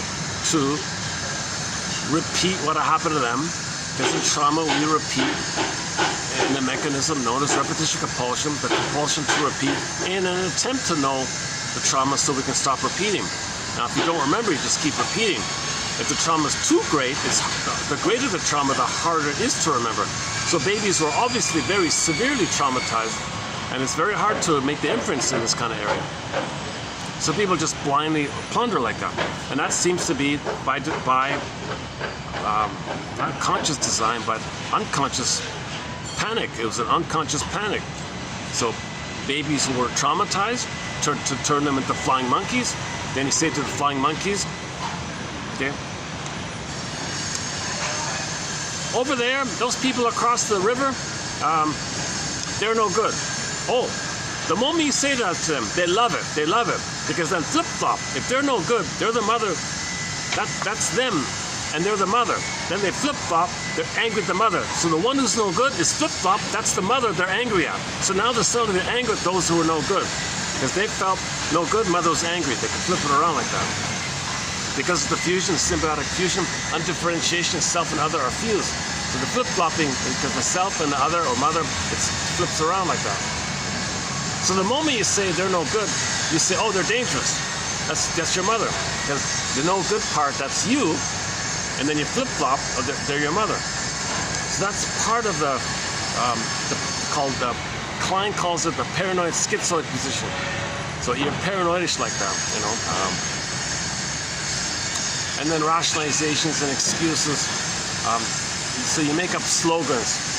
So now the famous slogan is, well, if we with the shade of beige tone of skin find land, it belongs to us. Just click like that. You just make a slogan, and you eagerly want to believe those words without question, okay, as a camouflage, as a cloak, as a blanket, to not make you aware that you are angry at your mother. And you need to see others as no good, so you can then see them as your mother who hurt you. Then you gobble up that land, and then, okay, related to this, at the same time, the baby felt emotional poverty. So then you give others poverty, because you as a baby first had to hand over your soul to the mother. So you create poverty to tell the people in poverty, the 80%, to hand over the stuff to you, because you had to hand over your soul to the mother. You are her. You tell others to hand over the goods to you. So now 80% are in poverty. Every day in Asia alone, 100 children die from smog. I occasionally feel like a raspy sore throat in the smog like this. Plus I got the construction,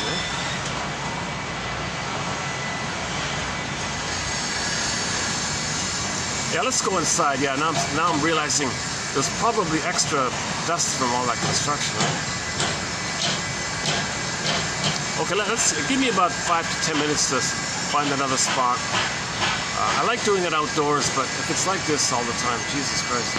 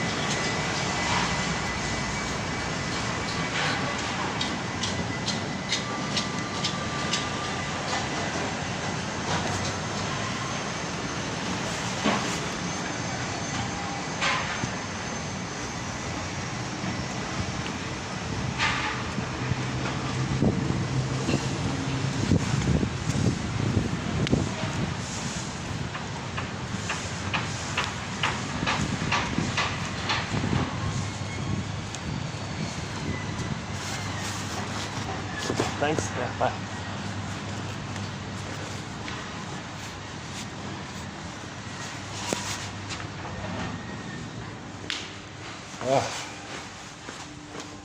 Oh, civilization.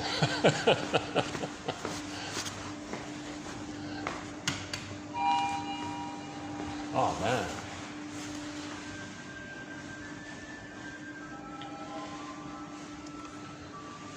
Oh.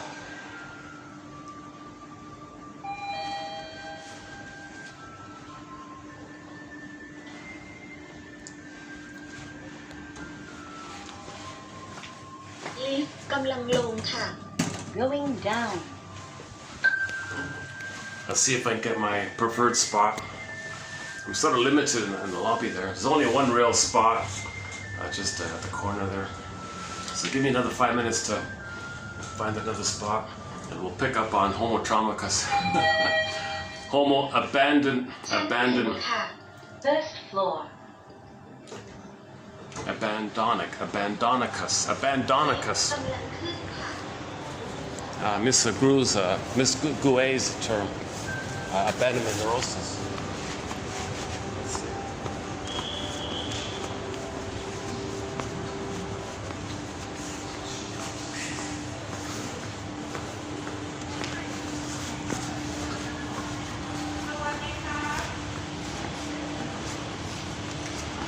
Oh, good. A little luck here. Okay, good.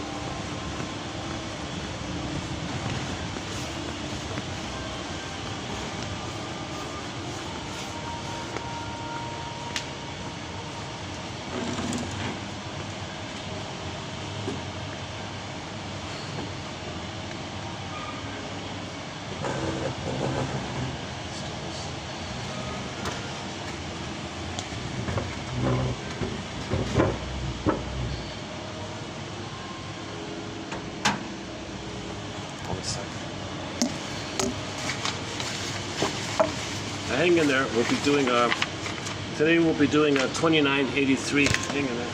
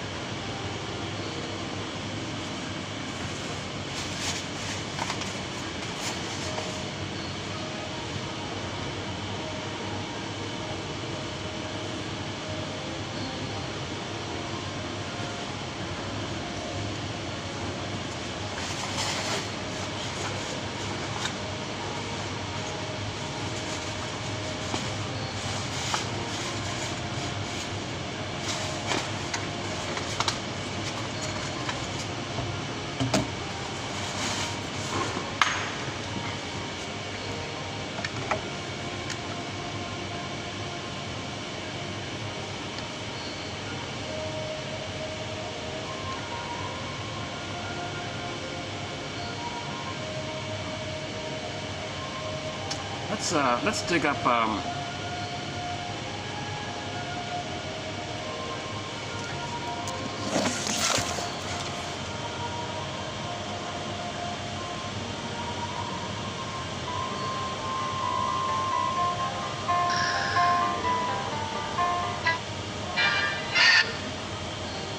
okay. Let's try this again. Let's play that clip. Maybe the lighting will be better. Let's play the clip from the TV show Room 222, Season 1, Episode 20, entitled Once Upon a Time, There Was Air, we couldn't see. So the smog was pretty heavy there. And to this day, 2025. Now this was filmed in 1970, and today in 2025, 100 little children perish because they're suffocating with the black dirt in the air. It's getting into the throat. They cough. They fall down. I can't believe it. I don't believe it. So let's play the clip again here.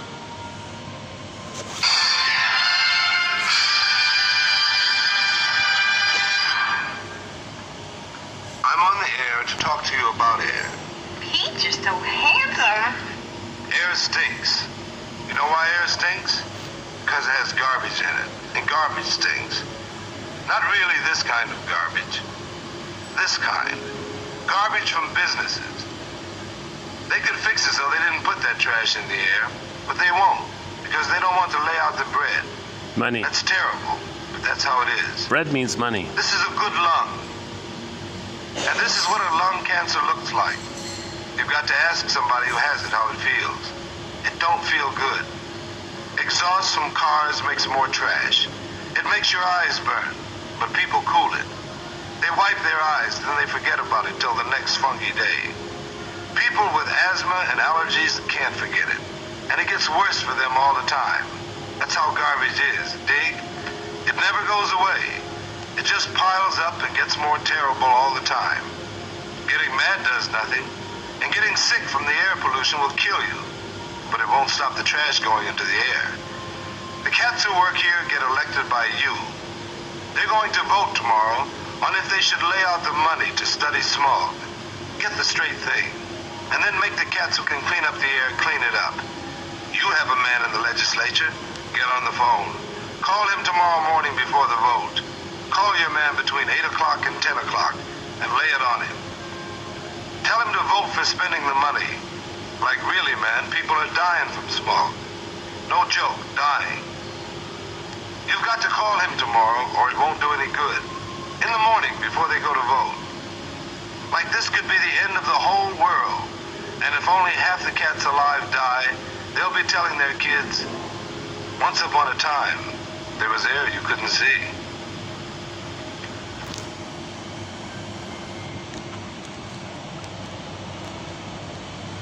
Yeah, okay. How was the lighting okay? Hang on a second. Let's see if I can get the lighting fixed here. Hold on a second. Let's try this one more time. I want to get the lighting proper, the contrast here. What is it with the? I've got this is a new phone for me, so I'm not really too familiar with it. Hold on a second. How do we get the contrast on? Where's the Oh, here. Oh, here we go. Oh, hang on. Oh, I found it. Okay, let's try this again. This is it. Okay, I found the contrast on this. Okay, let's try this again. Hopefully it's yeah, it's a very good opening, eh?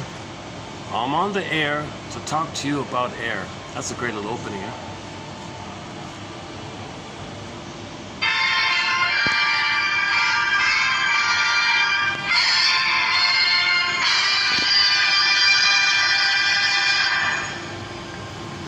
I'm on the air to talk to you about air. He's just so handsome. Air stinks. You know why air stinks? Because it has garbage in it. And garbage stinks. Not really this kind of garbage. This kind. Garbage from businesses. They could fix it so they didn't put that trash in the air, but they won't, because they don't want to lay out the bread. That's terrible, but that's how it is. This is a good lung. And this is what a lung cancer looks like. You've got to ask somebody who has it how it feels. It don't feel good. Exhaust from cars makes more trash. It makes your eyes burn, but people cool it. They wipe their eyes, then they forget about it till the next funky day. People with asthma and allergies can't forget it. And it gets worse for them all the time. That's how garbage is, dig? It never goes away. It just piles up and gets more terrible all the time. Getting mad does nothing. And getting sick from the air pollution will kill you. But it won't stop the trash going into the air. The cats who work here get elected by you. They're going to vote tomorrow on if they should lay out the money to study smog. Get the straight thing. And then make the cats who can clean up the air clean it up. You have a man in the legislature. Get on the phone. Call him tomorrow morning before the vote. Call your man between 8 o'clock and 10 o'clock and lay it on him. Tell him to vote for spending the money. Like really, man, people are dying from smog. No joke, dying. You've got to call him tomorrow or it won't do any good. In the morning before they go to vote. Like this could be the end of the whole world. And if only half the cats alive die, they'll be telling their kids, once upon a time, there was air you couldn't see.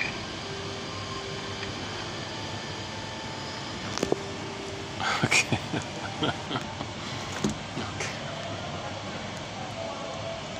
So that's well,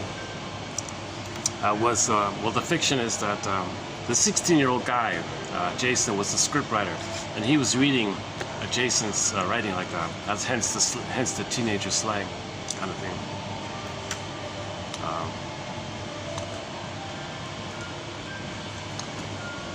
Yeah. So that once again, it's some people. The most traumatized of the most traumatized are trying to communicate that they felt emotionally polluted when mother didn't offer her sweetness, her tenderness, her comfort, her rhythm of safety, her kindness, her tenderness. They felt shamed and disgusted and polluted. They felt toxic, okay, because the cortisol in the breast milk, or the powder stuff, let's say, or the cortisol is toxic to the child. He felt polluted with the toxic feeding. He identified with the aggressor. He has this desire to communicate it. How does he communicate it if he doesn't remember it? So your behavior communicates it. So if he grows up and says, dump toxins into the soil, air, etc., okay, who cares like that? Keep doing it, keep doing it, keep doing it, because until he can know it, that's what happened to him. He's going to keep doing it in the compulsion, okay, to finally get the memory, to finally get the story, to finally make the inference that he was polluted and received toxic milk. Okay, in the Snow White story, the poison apple is that idea. That in the feeding time, okay, the apple is the nipple, okay, and it's okay, there's a fluid in the apple. It's white colored, like breast milk, right? But it's a poisoned apple because when the baby was feeding, the mother was in a bitter mood. She was under stress. Whatever reason, she wasn't loved herself. She's angry that she's supposed to love when she can't give love because she's angry because she never received love. Now she's supposed to give it. She's a lot of resentment like this. She can't just let go of her rage of not being loved by her mother and act like everything's okay and they love her baby. She betrays herself if she loves the baby. So she's in a real conflict like this. So the baby's getting the bad feeding, the poison apple, her thoughts, the poison cone. And when the mother handles the baby in a rough way, that's the nightmare of the laces for the poor kid. Okay, so the reason we keep polluting is because we're meant to get the knowledge by making the inference that what we're doing in the present is a communication from us to us, okay, that we were polluted, okay, we received smog, toxic, whatever, in the milk, okay, with, we received smog milk, whatever, toxic milk, toxic feeding. So we put toxins in the air, in the soil, in the water, etc. We keep doing it and doing it because it's a compulsion to know the story. We're meant to know the story. We don't remember the story. So we communicate in a behavioral act. It's called acting out, action language. We're acting it because we don't have words. Babies don't have words at that time, but it's stored in the body. This compulsion to recreate it somehow, that's called symbolic acting out. We're symbolically acting out in an attempt to consciously know so we can stop doing it. So that's all it is, kind of thing, right? Now, it's famously known as above, so below, i.e. the sociological behavior is a reflection of our inner psychological state. Oh, good, okay. There's a quiet here for the time being. Let's enjoy this brief little stretch here. Where are we here?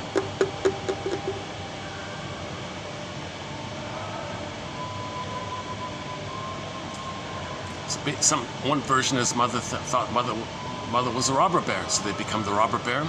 To have a mother, they got to rob others because because they want to mirror the mother. They want to imitate the mother because they become the mother, to have some identity and to have a mother. So a core point here is that in the beginning, all babies have narcissism, a sense that they're the kings and gods, that they create things. But if they're going to be shamed by the mother, well, they got to think they created. To feel an identity, they got to shame themselves. That's called the Faustian bargain, the Faustian deal, the Faustian pact, the Faust complex, famously known as identification with the aggressor in the shrink jargon. Identification with the aggressor. So he becomes the aggressor because he'll say, Well, I create everything, so I have to shame myself. So he sells his soul to feel an identity. Plus, it gives him an attachment to the mother. Plus, it gives him the hope that if he mirrors the mother, that maybe one day mother will be seen and a magical time machine will appear. We'll go back in the past. The mother will say, thank you, baby, for seeing me, for mirroring me. I feel seen by you. Thank you very much. Now I can love you in return. It doesn't make sense like this. No baby can mirror the mother. No baby can mirror the mother. The baby needs to be mirrored by the mother. That's one of the messages, that's one of the core messages of the Snow White story. Baby comes on the scene, he expects to be mirrored.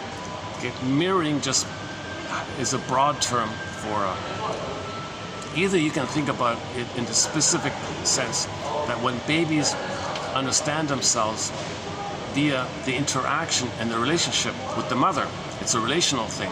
So if the mother sees him in an accepting way and the baby sees that, feels that in his mother's eyes, mother sees him with acceptance and he sees that she sees him like that. He gets a sense of being accepted that helps him to differentiate, and mother is the seer he was seeing.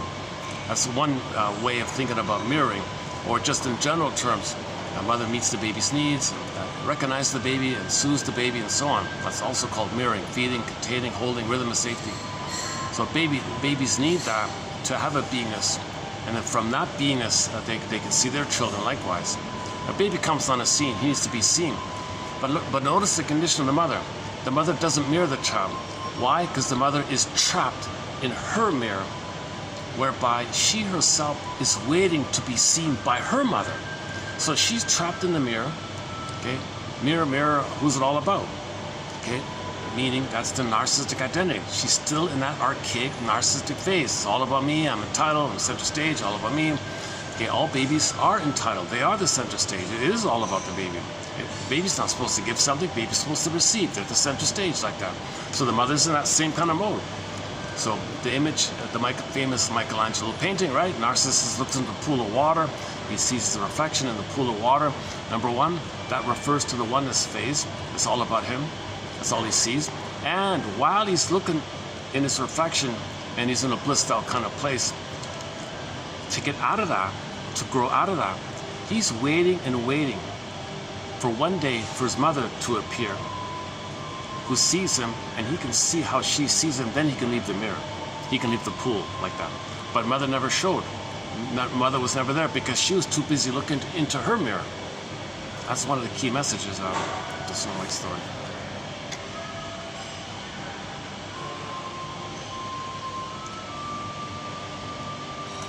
It's always funny about this place. Sometimes it's tourists, it's parked, and sometimes it's quiet like this. Well, speaking of lotteries, I'd love to win the lottery so I could buy a unit in one of these buildings. Oh my God, wouldn't that be nice? Oh my goodness, if I could use one of these units here. I gotta take the SkyTrain to get to these places.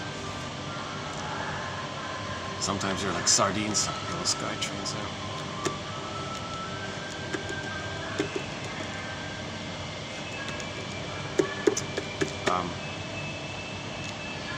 Okay, so let's go back to 10,000 years ago. So 10,000 years ago, we discovered farming and agriculture.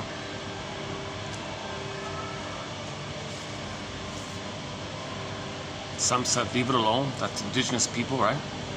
So 70 million people on Turtle Island alone said leave it alone. 70 million, somebody said. Indigenous people said leave it alone. Don't mess with that. Don't plunder and pillage. Just there's fruits for you. There's berries for you. There's fish for you and all that. And there's prayers and rituals to express gratitude for receiving from the earth like this.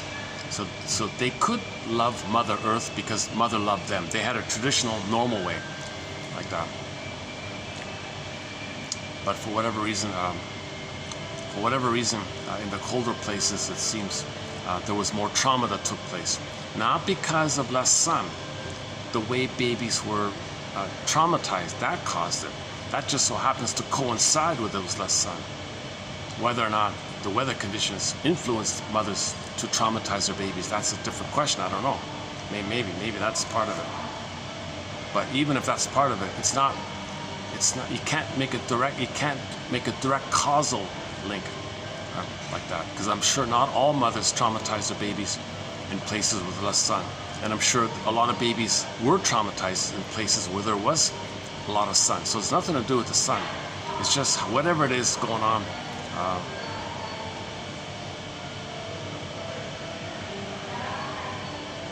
Whatever mismanagement of ourselves took place.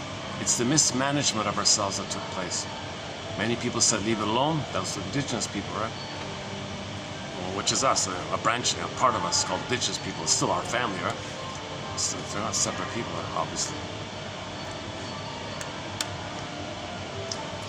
So now you got this slogan. Okay, let's just create some kind of piece of paper. Let's write it down so we can use it like our mommy or something.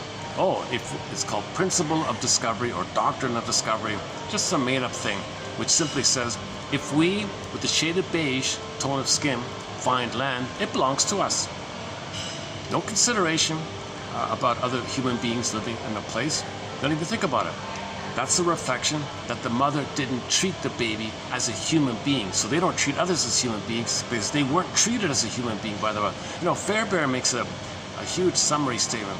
He says you can summarize all of babyhood trauma with the one concept that the mother did not treat her baby as a human being. If you can get that point, that's the source point, that's the seed of it all. Many mothers are not treating their babies as human beings. They thingify the baby, depersonalize the baby, use the baby, objectify the baby, use the baby as a source of comfort for her, a self-object for her, a symbiotic object for her. She feels entitled to get her needs met, so she's just treating the baby like a thing, like a possession that she could own. Because the mother's coming from the place that when she herself was a baby, when she was nursing, she, like all babies, think that the breast belongs to them. It's a thing they own.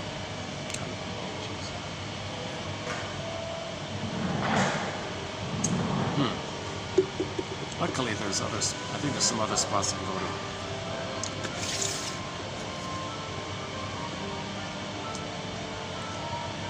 Wow, let me take a little break here. Let's play this again. Let me see if I can change the lighting here a little bit. Got it? There's garbage in it. And garbage. Okay, here we go. You nervous? Oh, a little. Everything's gonna be just fine. Thanks, Jason. 15 seconds.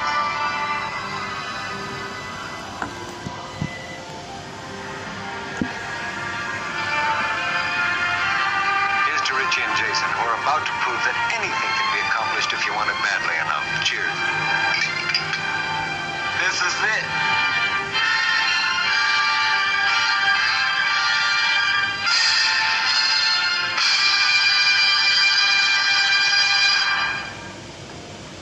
I'm on the air to talk to you about air.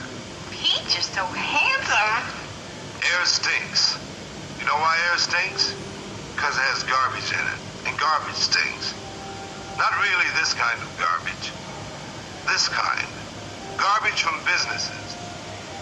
They could fix it so they didn't put that trash in the air, but they won't, because they don't want to lay out the bread.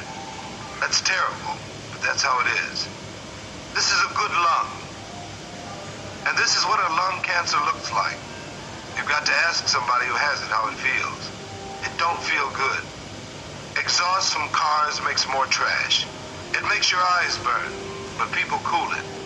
They wipe their eyes, then they forget about it till the next funky day. People with asthma and allergies can't forget it. And it gets worse for them all the time. That's how garbage is, dig? It never goes away. It just piles up and gets more terrible all the time. Getting mad does nothing. And getting sick from the air pollution will kill you. But it won't stop the trash going into the air. The cats who work here get elected by you. They're going to vote tomorrow on if they should lay out the money to study smog. Get the straight thing. And then make the cats who can clean up the air clean it up. You have a man in the legislature. Get on the phone. Call him tomorrow morning before the vote. Call your man between 8 o'clock and 10 o'clock and lay it on him. Tell him to vote for spending the money. Like really, man, people are dying from smog. No joke, dying. You've got to call him tomorrow or it won't do any good. in the morning before they go to vote. Like this could be the end of the whole world. And if only half the cats alive die, they'll be telling their kids, once upon a time, there was air you couldn't see.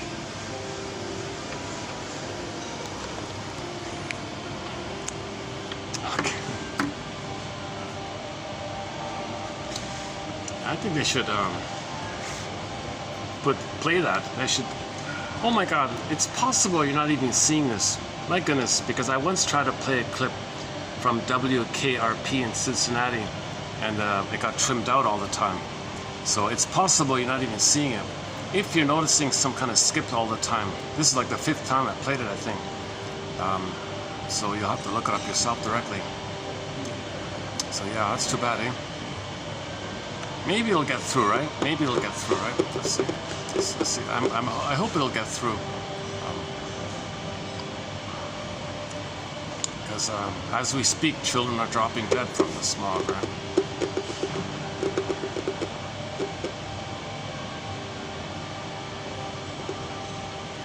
The people behind it are saying, well, I suffered in the feeding time. I suffered in the uterus. Mother was smoking when I was uterus. So they're doing this just to kind of know what happened to them. So they don't have empathy or feeling for others because they're trying to say that their mother had no empathy and feeling for them because the mother herself doesn't remember that she didn't receive empathy and feeling from her mother. Intergenerational trauma. We keep repeating and repeating because we're constantly trying to remember. We're trying to dredge it up to consciousness. So we've got to make the unconscious conscious, like the duck. Swims in the water, flies in the air. Okay, we got to embrace the spirit of the duck. He can live in these worlds. Okay, in the water, the metaphor is under the water. It's like dark, contents, fish are in there. You don't see it like that. You got to go in, bring up the fish, throw up the fish, catch the fish. And then in fairy tales, when you eat the fish, that's called psychological food. You're going to own and integrate something about you that you didn't know before. Now you're going to accept it. Now you're going to assimilate. Now you're going to believe it. Now you're going to feel it. That's the metaphor like that. It could be with the fish. It could be with the radishes or the carrots or any kind of root that you pull up. In the fairy tale, in the Snow White story, the image was the miners. The dwarves were miners, right? They'd mine up knowledge of the trauma. They'd mine up which defense mechanisms you're using to make you unaware of the trauma. They would mine up your potential, your gems, your jewels, and your potential gold and your feelings. They would mine up something that you don't know about yourself. They'd mine it up, and you want to accept it like that. Yeah, okay, I guess I need to move here. Hold on a second. Give me another 2 minutes here.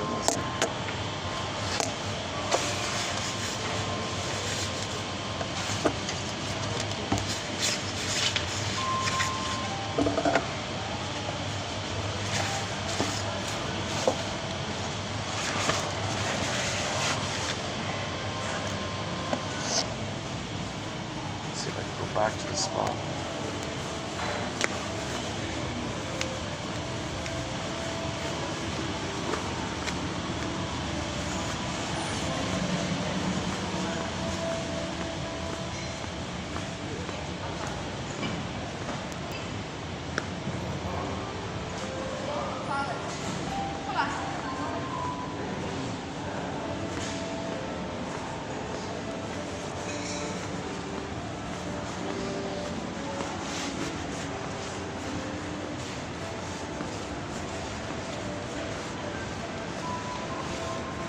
Try this a bit. Will this work? That's not gonna work. In 2 minutes, people will want to sit there. Let's try across the path here. Hold on a second.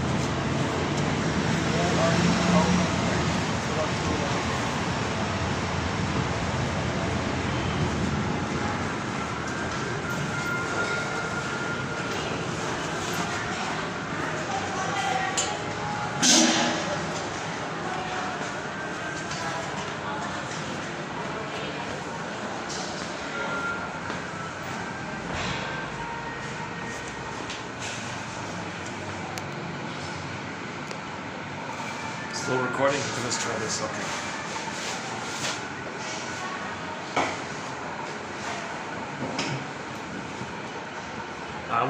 We do have a video entitled 48 Symptoms of Homotraumacus, done about a year ago, 2725, part 3 of 3. It's a 7.5-hour video. I need to be very refreshed and have some guava juice if I'm going to run through the list. So it is mainly about the sociological, is a reflection of our psychological trauma. And now we can add the new point from yesterday, that religious stories also reflect our psychological trauma. As above, so below.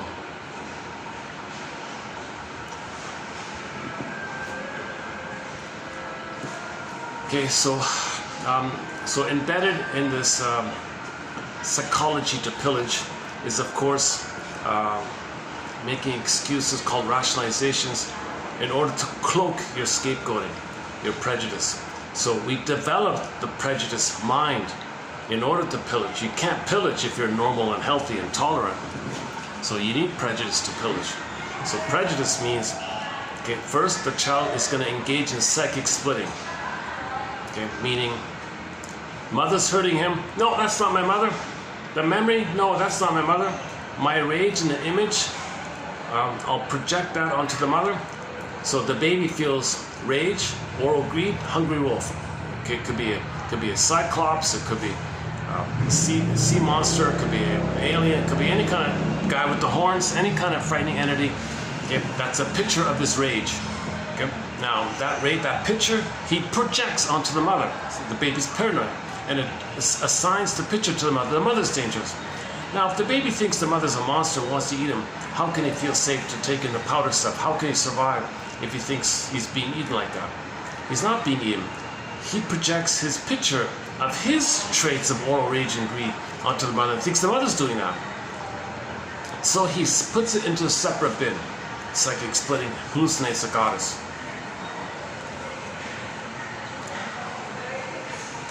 Okay, so that's the major part of the prejudice part. So in repetition compulsion, he wants to express his anger at his mother for this. So he can't know the truth the mother did this. It's repression, because he becomes her in a mechanism known as the Faust complex. He's going to become the mother and shame himself. So splitting is still going on. He's the mother who shames himself, so splitting is going on. Okay, so now at the same time, he is angry at his mother. So how's that going to work? Well, he's going to replay the original thing. Mother shamed him, so others will play him, and he'll shame them. Then he can flip-flop, he can be himself, because now the one he just shamed, poof, is his mother. Now he can express his anger at his mother. So first you project onto others your no good feeling about yourself. Then you in the cynicism, you think bad about them. Okay. At the same time you're doing that, you think the one you're thinking badly about is your mother who's hurting her. Now you're feeling that. Now you're opening the door, and howling man. Now the howling man comes out of the cage, and now you express your anger at your mother onto the one you just shamed. You see, so the anger at the mother's still going on. You can hold it in, then it gets released. Howling man image, Twilight Zone. Well, there's a thought. Oh my God. Okay, let me dig up the closing narration. Now that I've got, hang on, no, the Wi-Fi won't work here, right?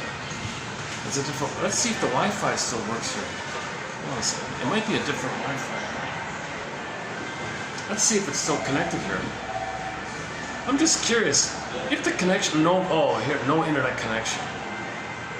Okay. There might be another, maybe I can ask them what the Wi-Fi is.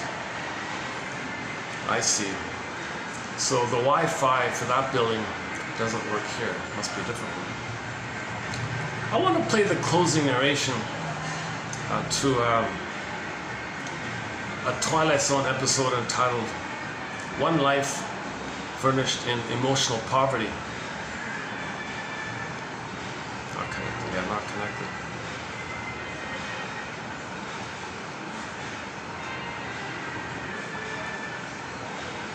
hang on, it says average quality. Hang on a second.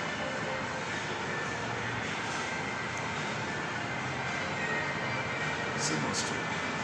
What's going on here? No? Update your privacy settings. What is that? Turn on Bluetooth. What is all this? Give me a break. I guess I gotta ask. Hey, let me see if I can get the Wi-Fi for this place here. Hold on a second. Give me 5 minutes here.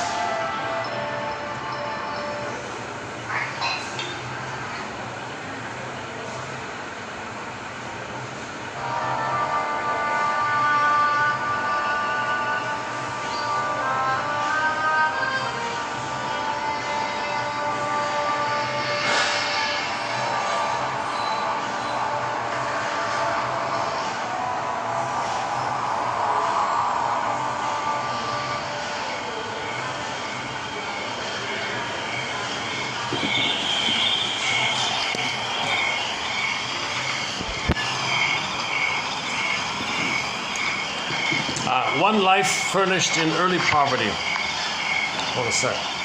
Should be coming up here. I haven't seen this in a while. Let's see.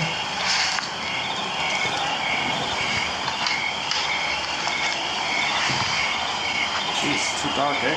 What's going on here?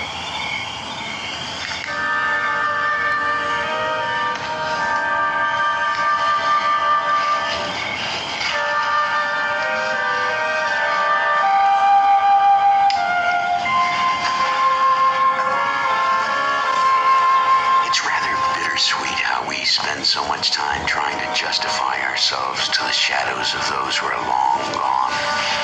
And even if they were alive, would they remember? Would they recall what they had said or done that made you spend the rest of your life proving yourself? And if you could go back, wouldn't you learn that you were always the master of your fate?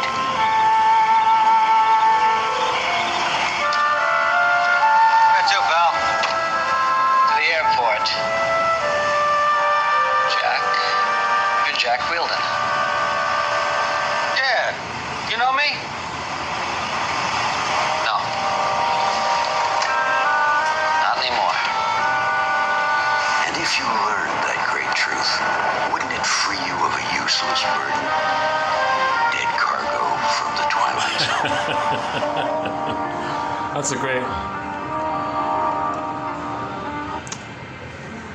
Okay, never mind the visual, you can't see it. Let's play the audio again. That's one of the best closing narrations, I think, that I've come. I haven't finished the series yet. So we've been talking about the Twilight Zone for the past couple of months. This is not one of their better episodes, but the closing narration is excellent, I thought. So let's play that again.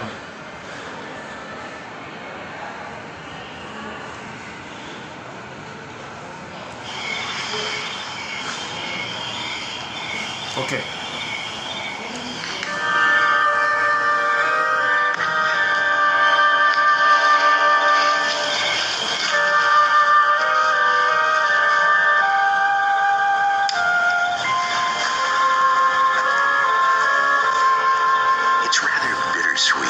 Spend so much time trying to justify ourselves to the shadows of those who are long gone.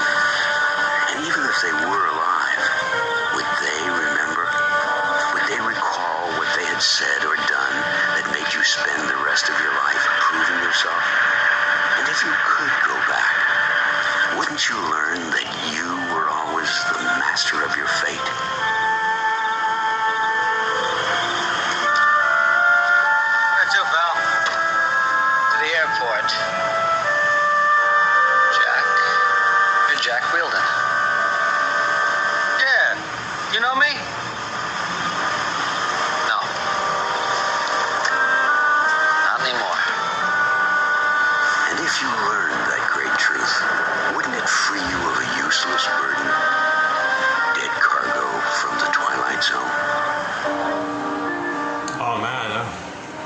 From the Twilight Zone.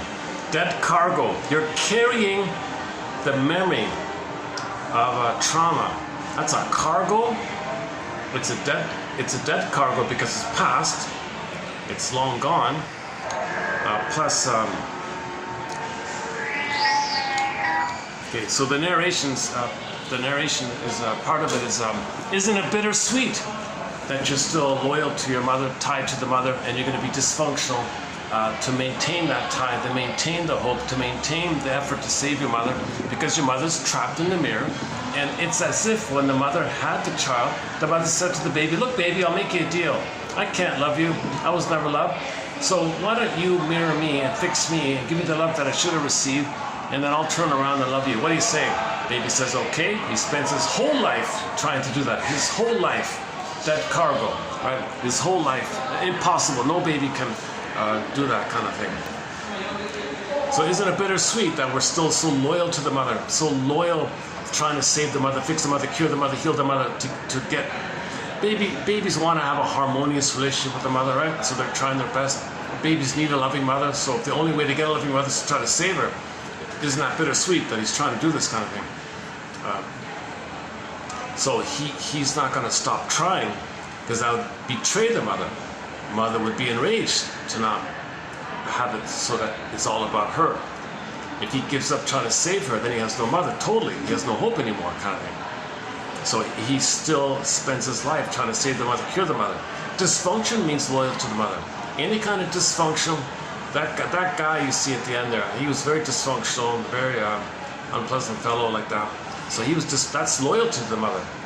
You know, always expressing his anger at her, and that's the tie. That's a traumatic bond, a traumatic attachment.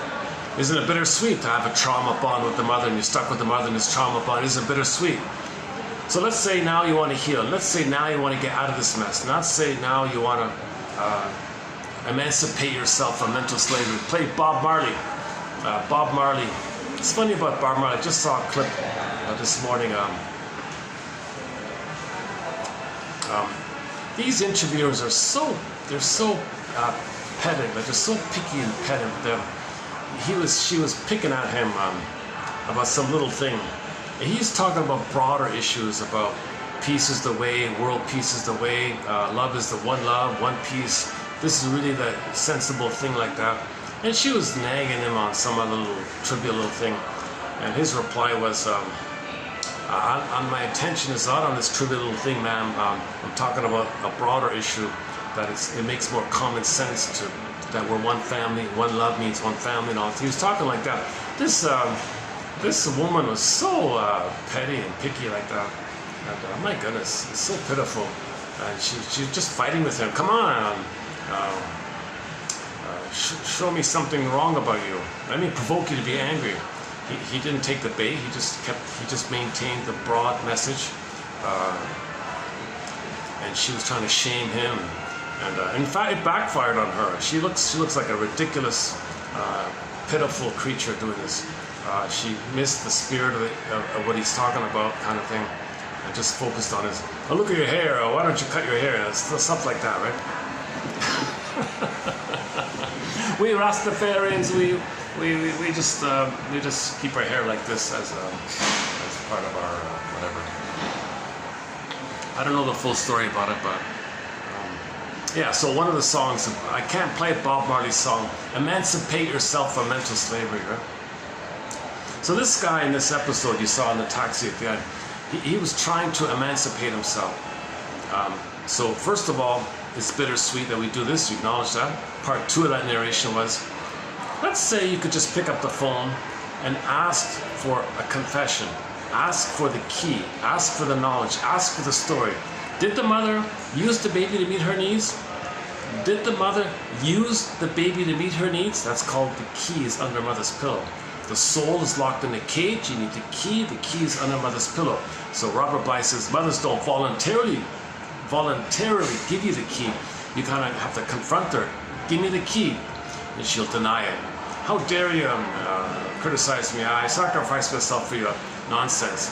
She sacrificed him to meet her needs. You know? So she's going to lie because she's trapped in there. She's got to make it all about her. So she won't give you the key like that. So there's no way they're going to tell you this. They'll be enraged. They'll be insulted. Narcissistic injury. They'll shame you for it. They'll guilt trip you for it. How ungrateful you are after all she's done for you. That kind of stuff. So mothers know how to push your buttons because, hey, she sold them on, says one cartoon. Well, again, then part 3 was, okay, let's say your parents are not around. Let's say you can magically hop in a time machine, which is what this episode is about. He went into a time machine and visited the family, saw himself, saw the parents, and then he recognized, he decided things during that traumatic time. And then that's why he's the master of his fate. If you decide things, well, you can argue that you're the master of your fate. You decided these things. You know, you decided that you're going to be a grievance collector, an injustice collector, and you're going to transfer the mother onto the world, and you're always going to see the world as unjust because your mother was unjust. Well, you decided the strategy. You decided this thing, so you're the master of your fate. You're the master of the outcome of your life if you decided that. So, and if you can learn that great secret, they said, it'll free you from a useless burden, dead cargo from your childhood time. What a great narration. My goodness, let's play that again. Let's see if I can get a better audio of it. Let's see, where are we? Learn that you were always. Let's get a better visual here for this though. Let's try this. Let's use the bag. How about this? Let's try this.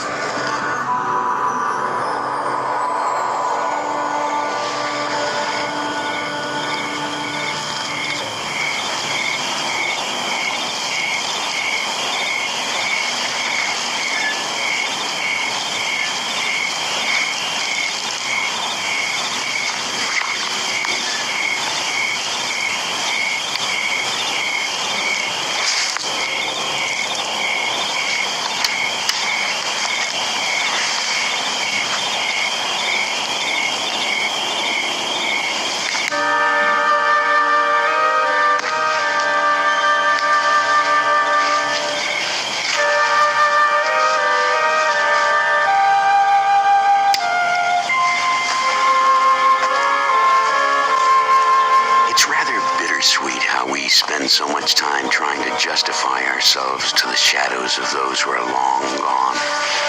And even if they were alive, would they remember? Would they recall what they had said or done that made you spend the rest of your life proving yourself? And if you could go back, wouldn't you learn that you were always the master of your fate?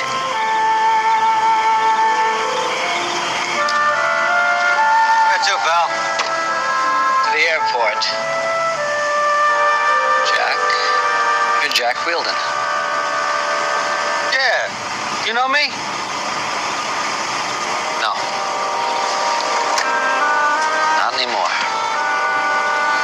If you learned that great truth, wouldn't it free you of a useless burden?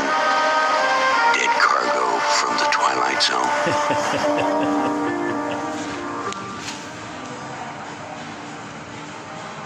And that reminds me of another Twilight Zone episode called Nick of Time. See, he said you're trying to justify to yourself, like you're trying to justify your mother to yourself, your father to you. You're trying to justify and cover up this. So go to Nick of Time, the Twilight Zone episode entitled Nick of Time.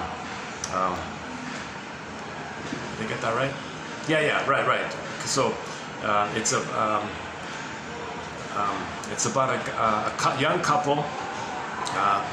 They're on their honeymoon. They're in the car driving to their honeymoon destination, kind of thing. The car breaks down in the middle of nowhere in a small town. They end up in a diner. This kind of poor, like a dive kind of place, a basic, highway diner kind of thing, a small town. So the couple ends up in this diner, and on the diner in the 60s, they had like a toy called the Mystic Seer. It's so like a fortune-telling kind of toy. It's just a tin can. You put a penny in it. It gives you a little piece of paper, and what you do is you justify the piece of paper to your question. And he would do that. The guy would do it.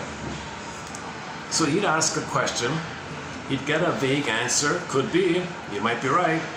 Try tomorrow. You get these vague, cliche kind of answers.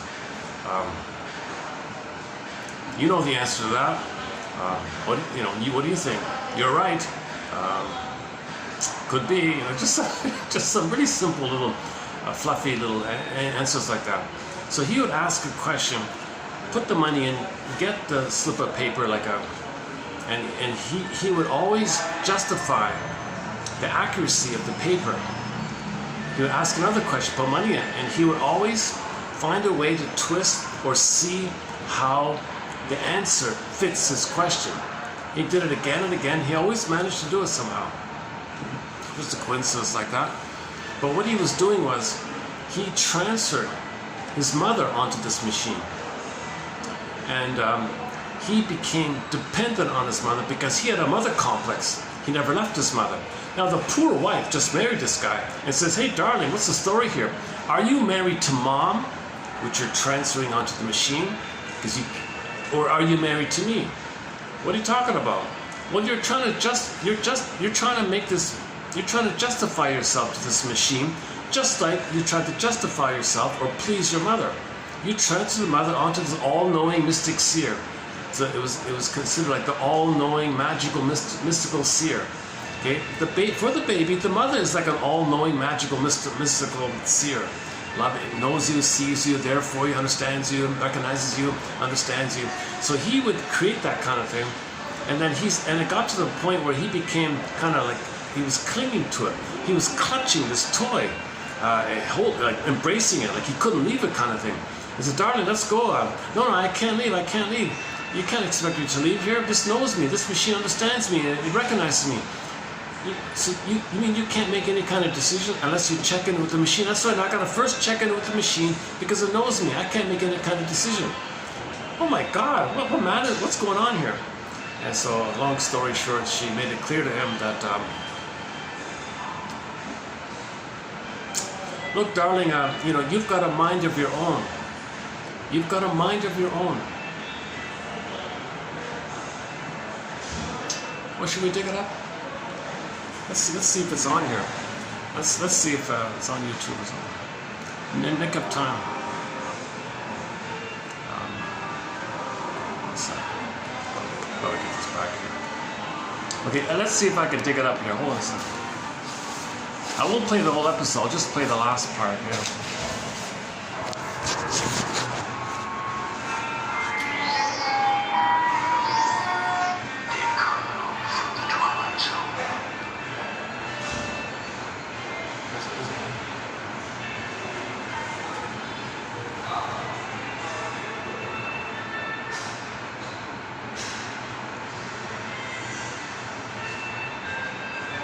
Oh yeah, here we go. Yeah, it's on here.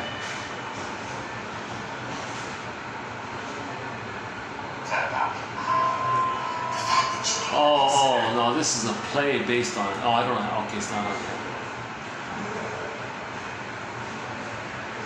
Wait a minute. I thought it was.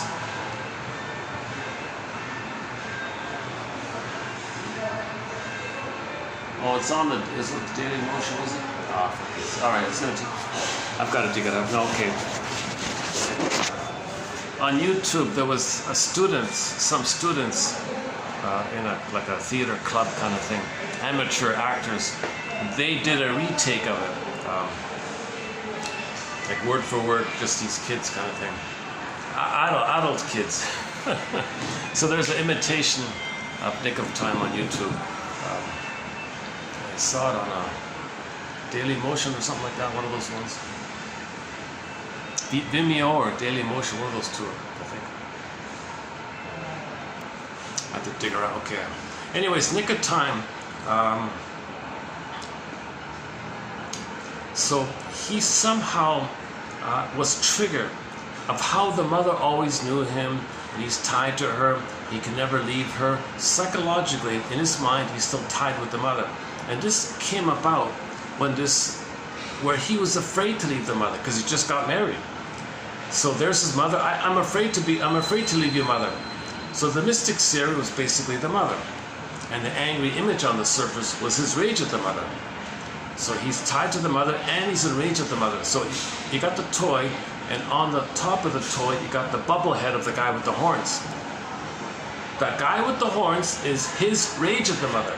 So he's clinging to the mother, and the bobbling head on top is his rage at her while he's clinging to her. Huge ambivalence like this. He's enraged at her, but he needs her, like that. So the poor wife is saying, oh my God, here, are you married to your mother, or are you going to be married to me here? You're always justifying yourself to this machine. You're justifying yourself to your mother. You're pleasing your mother. You can't leave your mother like that. You've got a mind of your own, darling. You've got your mind. And you got a life with me here. So make up your mind. You're going to stay stuck in this past stuff because you'll lose me like that. Or do you want to be a partnership with me? I'm a catch, aren't I? She was trying to remind him that he's attracted to her. So he came to his senses and he looked at the machine. All right, machine, I'm saying goodbye to you. Saying goodbye to the mother. I've got a life of my own. Look, mother, I've got a life of my own. I've got my life now. I'm going to decide myself, mother. He's talking to the machine. He's talking to the mother, right? In the mind. Transfer the mother onto the machine. So he's separated from after Nick of Time. The next Twilight Zone episode that elaborates, that spells this out more specifically, more clearly, and image-wise, is called Gabe's Story. So after Nick of Time, I can't recommend highly enough going over to Gabe's Story, Twilight Zone, Gabe's Story. I could spend an hour on that one. That's a great one about facing the traumatic strip. So the guy, Gabe, was dysfunctional, tied to the mother, justifying his mother to himself. Couldn't leave the mother, couldn't be successful. Never had a father who protected him, guided him. So he couldn't the wife said, fix the table or something. No, I can't. Because that would mean giving up the hope that one day father will protect him and guide him from the abusive mother. So if he fixes the table, that's like admitting father's never going to come. He didn't want to give up that hope. Then he thinks like mother's going to gobble him up kind of thing. So he wouldn't be initiative, he wouldn't have initiative. So A, he was passive because waiting for the father to protect him.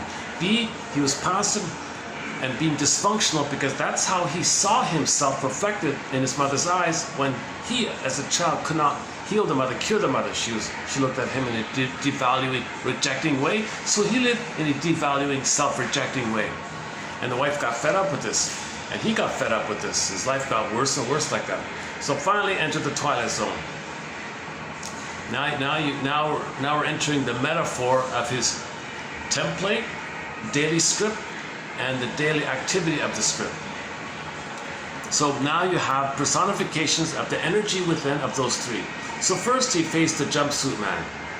The jumpsuit man was a symbol to personify how he within himself, how he himself has to be self-defeating, self-sabotaging, to stay tied to the mother, loyal to the mother, never got her love to leave, waiting for the father to protect and guide him out. So he had a metaphorical jumpsuit man in his mind. Okay, so we see it outwardly. The outer is a reflection of the inner state. So the outer is a reflection of the inner state. So on the outer, we saw the jumpsuit man. That's the inner state of something within him, his belief that he can't be happy. He's got to self-sabotage his success. He's got to fail at things. He's got to be late. He's got to break things. He's got to be dysfunctional, make problems, get into debt, things like that. So the one example was he's a mover or something, and then the jumpsuit man appears and breaks the vase, an expensive vase. He gets in trouble like that. So he sees the jumpsuit man, grabs him. Why did you break the vase? Okay, well, this is a metaphor. He did it. Gabe did it. Okay, but jumpsuit man is something within him. It's a projection like that. So the jumpsuit man says, "Well, I'm just following the daily script." Daily script? What do you mean? Well, you have a script within you. You have a daily script. Every day you repeat your dysfunction. So the metaphor was, the jumpsuit man would say, so Gabe would say, "All right, jumpsuit man, who writes my script?"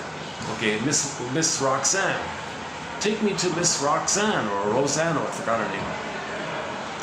So he finally entered the twilight zone. You see this other magical metaphor for the unconscious. So now he's in the unconscious. And hey, Roxanne, he finally finds Roxanne. Goes through this labyrinth kind of thing. He finally finds Roxanne. Roxanne, you write daily failure scripts for me, and the jumpsuit man has to follow your scripts. Could you please stop writing these daily failure scripts? She said, "Oh no, it's my job. I gotta write these failure scripts." No, stop it. Well, what I can do for you, Gabe, is I can tweak a few things. I can make it fun for you a little bit. Instead, I can make you. No, I don't want variations of my failure. I want you to stop writing these disappointing scripts for me. Okay, that's within him a script that he's loyal to the mother, pleasing the mother. Okay, so within Gabe, within the person, there's some kind of repetition compulsion that's got to be dysfunctional. Because mother said to him, "Child, you cannot be yourself. You cannot have identity and autonomy," because the mother said, "I need you to mirror me. So you be unhappy and dedicate yourself to please me and serve me." So he's dysfunctional because of this. So Roxanne is the voice of this. So finally, long story short, Roxanne says, "Look, if you want out of the script, you gotta. It's above my pay grade. You gotta go to the template. The template. You got a psychic template. I'm just the daily variations of your grand template. Okay. So take me to the template." Okay, so now you got a personification of the voice of this template. So you got this booming, arrogant, kind of rude character representing the symbolization of the voice of the template. "Hey, voice for my template, I want out of this template. I want to emancipate myself from this mental slavery. I want to break free from this. You're like a puppet master. You're treating me like a puppet. I don't like this arrangement. I want to cut the strings and break free." Template says, "You don't know what you're talking about. This is your template. Your mother told you to be like this to please her. This is the template. Okay, enough of this. It's my life. I want to break free from this. You don't know what you're talking about. It's just the way it is. A template. Your mother deeply burned it in, like this. So I don't care anymore. I'm older now. My life's getting worse with these daily repetitions of this template. I don't want to keep spinning this negative thing over and over again. I want to break free from this and have a healthy life, my life kind of thing. This is the template. Enough of it. Stop with that. I want to break." They argue like this. So he's facing his traumatic script, and Gabe is determined to live his life. He's determined to have his self-activation, his self-agency, to discover and try to become whom he was meant to become, to be who he would have been had he been loved. He wants to find out. Okay, so he slams the door or something, and Roxanne says, Thank you, Gabe. I've got less work to do." Jumpsuit man, "Yeah, thank you. I got less work to do. Good luck, Gabe." So Gabe goes home, and the wife is about to leave him. Darling, don't leave me. Things will be different now." The wife is about to leave him, fed up with his problems. "Look, you put up with me during this time. Now things will get better." And she believed him. He was a good actor. He was very convincing like that. So she stayed, and life got better. he started to make his own mistakes, but it's for his own learning and trial and error. So now he's living his life kind of thing. So in order to live your life, you got to face that traumatic script. You got to face the jumpsuit man, Roxanne, and the arrogant voice of the template. You got to face those. It's all within. It's a symbol of what's within. Those three are a symbol of what's in. Symbols are not real. Jumpsuit man, Roxanne, and the arrogant guy, the booming voice, arrogant guy. Those are symbols. They're not real. Okay? But you see them. It points to something invisible that's real, which you don't see. So you create a symbol to help you connect with what's real within. So that Twilight Zone offers you that. Gabe's story. One of the best episodes is Gabe's story.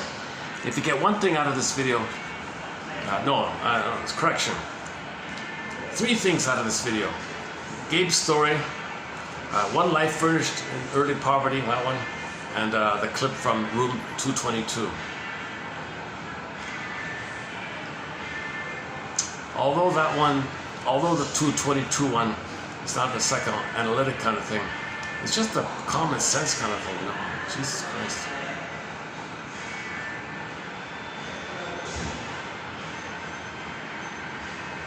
It doesn't make sense that 30,000 children die every day from starvation and malnutrition. Well, a lot of people feel emotional poverty, so they create poverty outwardly. Okay? But the poverty outwardly has got to motivate the others to hand over the goods. So 30 die. The math, I guess the number crunchers figured out that the way to motivate people to hand over the stuff is to create the miserable conditions whereby 30,000 die, and some people say, I don't want to die, so they hand over the stuff to stay alive, hoping their children might have a better life kind of thing. It's a pitiful thing, to say the least, to say the most least, I don't know. I have a 16-year-old vocabulary. I think it's terrible. Like he says, it's terrible. In the room 222, it's terrible what we're doing.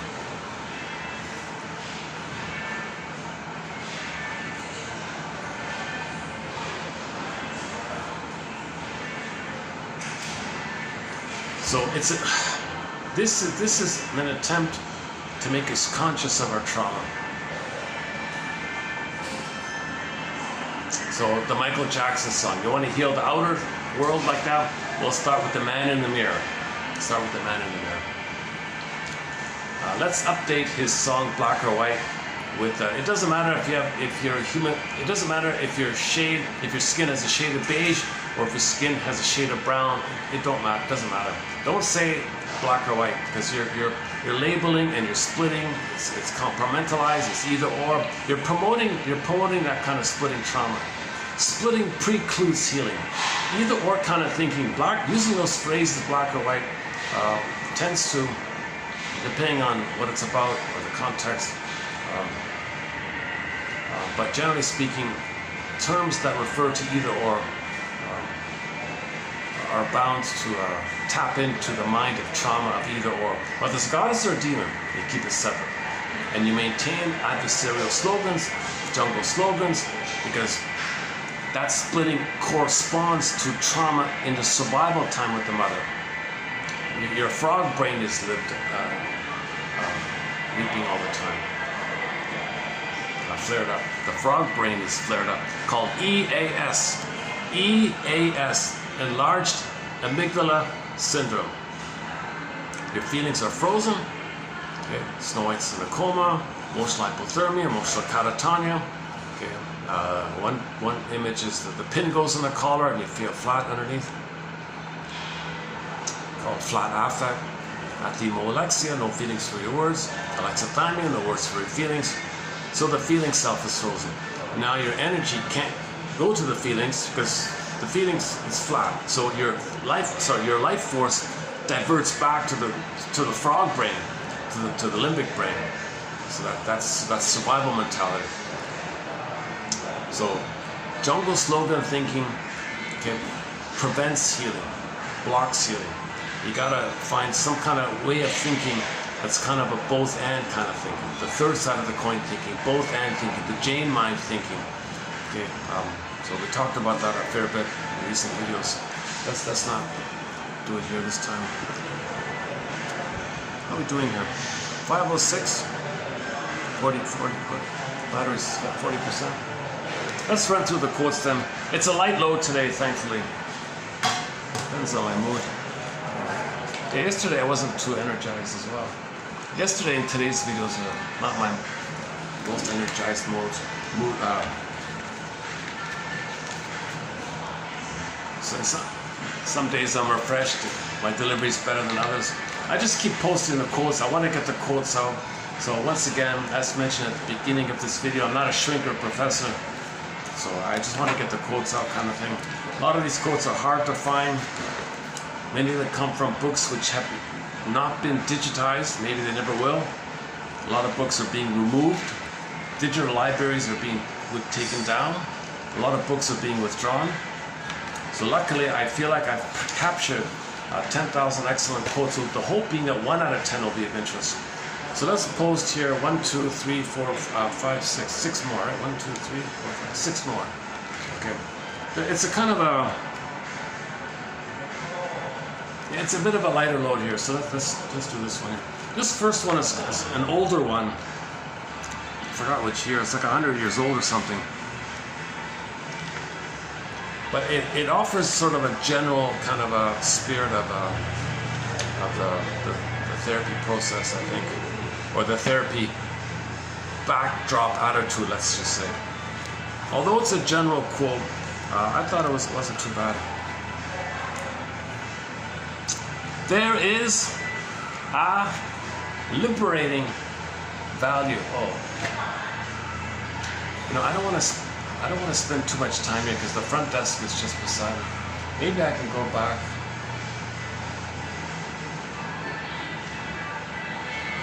Yeah, I don't want to overstay my welcome here. They're very nice over there. They gave me the Wi-Fi. They tolerate me here.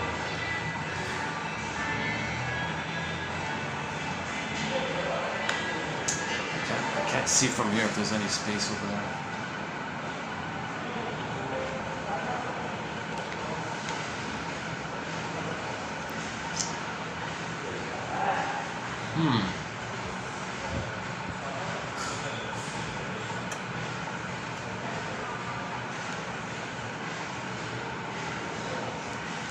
Maybe we'll just keep it down then. Let me just keep my voice down a bit. There is a liberating value. Let's take a peek across the path there. Maybe we'll find another spot. Yeah, hold on a second.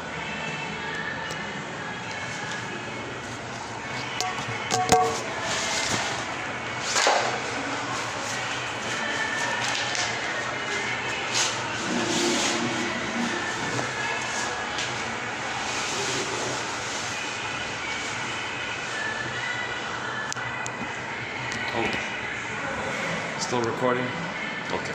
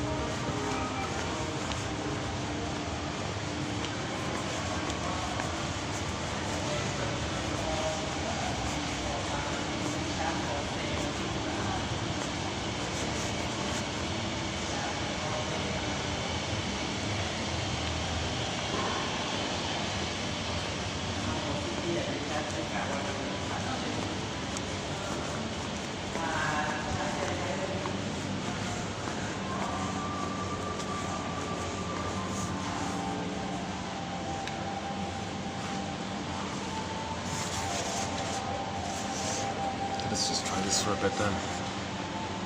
My spot's taken. Okay, let's read today's quote here.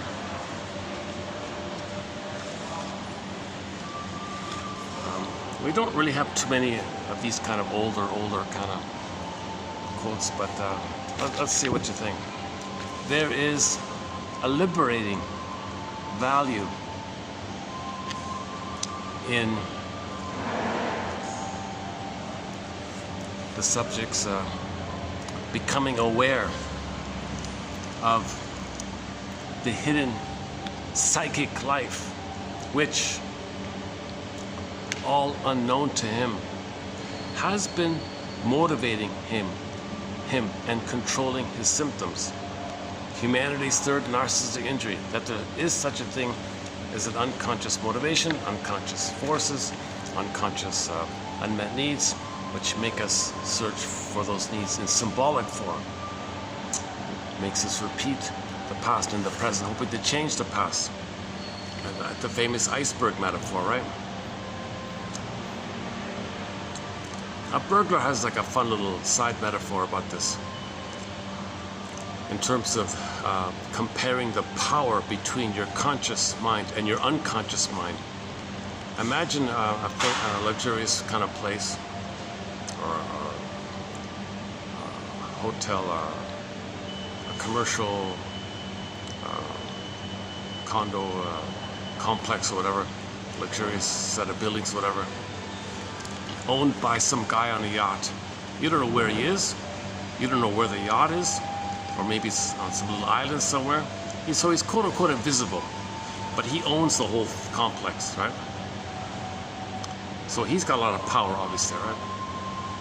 But you don't see him. But if you go to the main gate, you see the doorman. The doorman you see.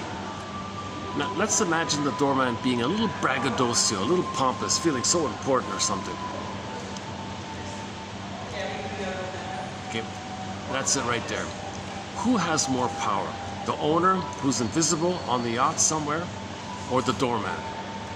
We kind of think like the doorman, not knowing that there's an invisible owner of us. Something like that. But there's value in this. There's liberating value. It's a relief, almost, to know that there's a traumatic script at play. Back to Gabe's story, a traumatic script. There is a liberating value in the subject's becoming aware of the hidden psychic life. A hidden psychic life. That's called the intrapsychic structure, endopsychic structure, intrapsychic society. A whole life in there, a whole world in there. We live in these two worlds. We live in these two worlds. Okay, primary process thinking and secondary process thinking.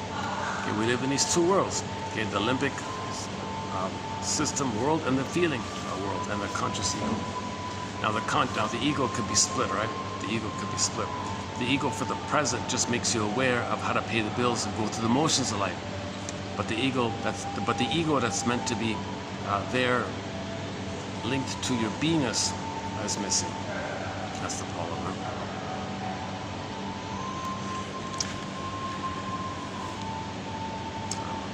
Okay, there is a liberating value in the subject's becoming aware of the hidden psychic life, which, unknown to him or her, has been motivating him or her and controlling his or her symptoms. It gives you your symptoms. It controls your symptoms. Because if you have unknown rage at your mother, you're going to get symptoms from this. So first the baby tried to reach out to the mother for the feeling self. Okay, mother rejected it. Things froze up. Your life force went back to the limbic area. That's the rage part. Anger is an expression of unmet needs for feeling and love. So that froze up. Then the life force go to the survival brain to communicate in your anger, in the stress response, that your needs to live and love were not met. Mother sees the baby crying, and again, gaslights the baby, double binds the baby, blames the baby. So it doesn't work. Now the baby's anger, it's going to rebound in on itself. It's a continuous rebounding aggression inward. This inward rage of the mother going to your body is going to go somewhere into an organ. Something inside is going to go kaput, called a psychosomatic symptom. Now the pain of the kaputness, that reveals it, but it's within, so it's concealed. Psychosomatic symptoms reveal and conceal your original rage at your mother. It's still going on. And that part of the brain doesn't know time. Frogs don't know time. Iguanas don't know time, meaning that part of the brain doesn't know time. So it's always going on like that. So this is going to control your symptoms. Okay, your trauma with your mother controls your symptoms. Leads to symptoms, psychosomatic symptoms. Okay, we've talked a lot about that in previous videos. Okay, next one. The subject has to become aware not only of the feelings and memories which have been forgotten or evaded, but also of the protective mechanisms, repression, devaluation, and isolation, which have kept them out of consciousness. So not only do we need to finally feel we couldn't have felt, we got to know which tricks of the mind did we use in response to the trauma, called defense mechanisms. Okay, splitting, okay, denial,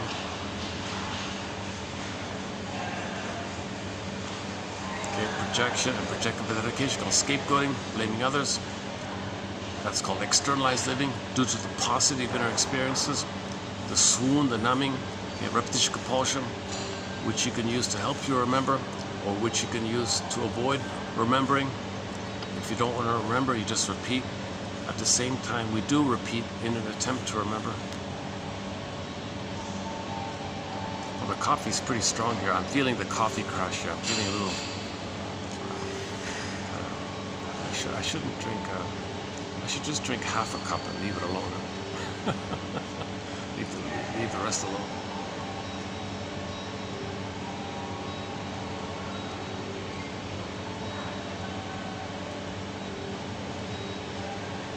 Oh, it's a bit of a treat when it's a bit like this, yeah, nice and quiet around here. Okay, let's keep going. So you got to know, we got to identify and mine. Remember the dwarves in Snow White? The dwarves were miners. That's within us. We want to mine up knowledge of which defense mechanism. Did the baby make the Faustian deal? Okay, splitting may have been used, obviously, if that's the case. That's called the paranoid schizoid mode of experiencing, the paranoid schizoid mode of operating, Melanie Klein's theory, like that, psychic splitting, and you keep it apart. To keep it apart, you repress and project. You say others are no good, and then others are your mother, whom you hate. Others are dangerous. Others are your mother. Now the other becomes mother. You put a dash between the M and the O in the word mother. Other, that's mother. It can't be one. So they rejected you, the other rejected you, meaning your mother rejected you. Now you're angry at your mother. So prejudice is also linked to this dynamic, is also sourced by this dynamic. It is not unusual. Isn't that a famous song? It's not unusual. Tom Jones. Yeah, I'm not really a fan. Okay. It's not unusual. It is not, oh, sorry. It is not usual. Oh, pardon me. It is not usual. Yeah, look at that, eh? There's projection. I saw it is not usual, but my unconscious, it triggered my unconscious memory. It's not unusual. So I projected that onto the sentence. So something in the present resembled something in the past. I must have a lot of emotional memories about that song. It was a big hit back when I was a child. It's not unusual. So maybe I haven't processed my emotions or associations around it. So that's something for me to think about. If there's a Freudian slip like that or projection like that, that means I can investigate. Okay, let's think about that song. What does that song remind me of? Okay, I have an answer in my mind, right? And then now from that answer, what what's going on. So you identify the answer and then go on. Okay, and then it may lead to emotions about that event or a person. And you're free associate. And when a feeling comes up, you say to yourself, so when a feeling comes up, I must have a very good reason for feeling this. And you do. You do have a very good reason for feeling, for what you're feeling when it's triggered up. So Freudian slips can be used as a springboard to free associate with. It's not usual now to set out on a systemic search for traumatic childhood memories. Nowadays, the breaking of the childhood amnesia is thought to result from the progress of treatment. So maybe in old ancient times, come on, bring up those old memories. No. When you do therapy, the memories come up. You can't force those memories up. You can't force your soul up. Make it safe, it'll come up naturally. The subject reacts to the analytic situation in terms of the permanent dispositions of his makeup. That's the traumatic script, Gabe's story. The more closely certain patterns of behavior correspond to earlier experiences which were cut short, the more he will repeat them. Okay, so the more trauma there is, the more you're going to repeat. The more successfully the therapist's professional neutrality prevents fuel being provided by the present situation. So don't confuse things by your reaction. It's just he's gonna recreate the present, what happened in the past. Okay, the purer will be will this repetition be. That's why they're neutral, right? That's why the shrinks are kind of neutral a little bit, because they want you to see what you're recreating in the present. So he doesn't do much, and that sets it up where you're gonna create it in the present, and then he points it out to you, called transference interpretation. The analysis of these transference reactions is the cornerstone of the whole treatment, and this is one of Freud's most original contributions. Okay, now I'm gonna guess this person knows German, so I'm gonna go with his quote here. By becoming aware of the regressive, that is childish, elements in his makeup, the subject, as it were, restarts his arrested emotional development.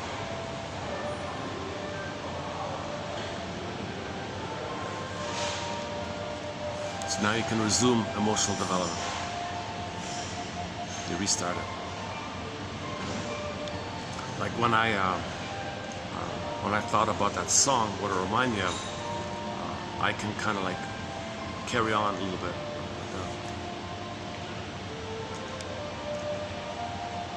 Once the protective mechanisms are thoroughly shaken and the subject is able to see and express in the course of the dialogue the level of immaturity at which he is really living, recovery takes place suddenly, like a life shooting up with renewed impetus toward its natural flowering. Okay, so once you identify the arrested, stray cat. Once you identify the thorn, okay, the pin, the arrested development, and you release it, you may resume development, and it can flower up again. Your budding beauty, your Snow White can come, your emerging self or budding beauty can be with you. So recreate to know where you're stuck, identify. It's kind of like the thorn being lifted and then you're free like that. That's the metaphor of the release like that. So our current image for this is the film called Kirikou and the Sorceress, the fairy tale, the French animated film. The other one is the Firebird. When the Firebird comes up, your feelings come back.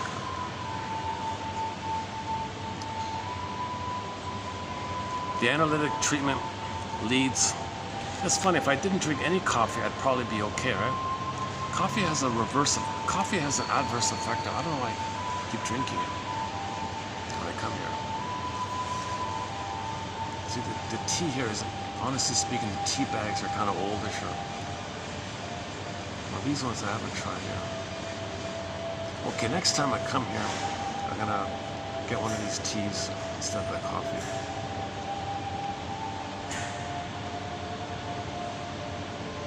The brand of tea they're selling here is by a company that began in 1854.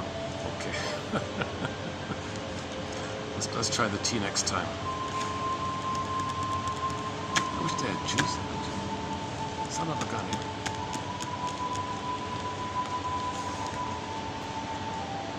Okay, so I've done it twice already, my disclaimer, right? So the quotes, it's about the quotes. Try to associate the quotes. Use the quotes for yourself. I know it's hard to value the quotes if the presenter's too anxious like that. So that there's a kind of a reality check here, because there are no healthy, confident shrinks speaking these quotes. Nobody's doing it, right? That guy we saw earlier from room 222, he'd be a good presenter, right? He's a good speaker, right? Pretty good speaker. Any one of those characters, yeah, anyone could do it. Oh, I think the young one could do it. That'd be funny, right? Or the principal. Yeah.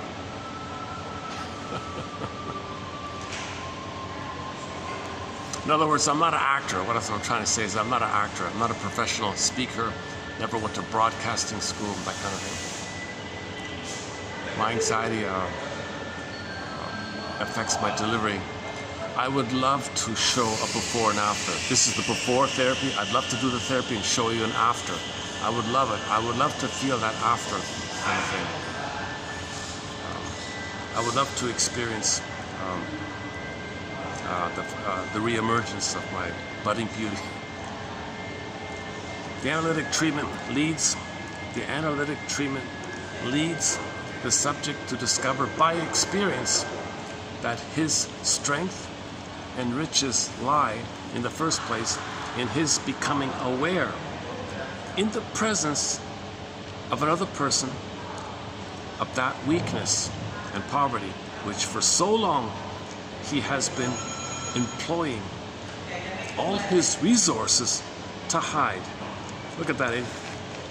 And which, after all, consist of nothing but childhood experiences which were broken off, unfinished, and which only need light and a little talking to enable them to reach their own completion in a higher stage of maturity. Yeah. So all your resources, look at that, all your skills, all your talents is to hide the trauma, protect your mother. Look at that, eh? You're wasting your talents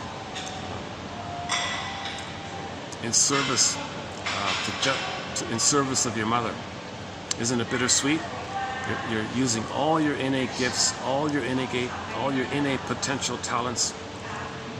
You're using what the Great Spirit gave you to still try to recreate the trauma with the mother, be the mother, imitate her, treat others the way she treated you, tell the world how she treated you by treating others the way she treated you, to tell the world that that's how she treated you. Isn't it bittersweet like that? Sorry.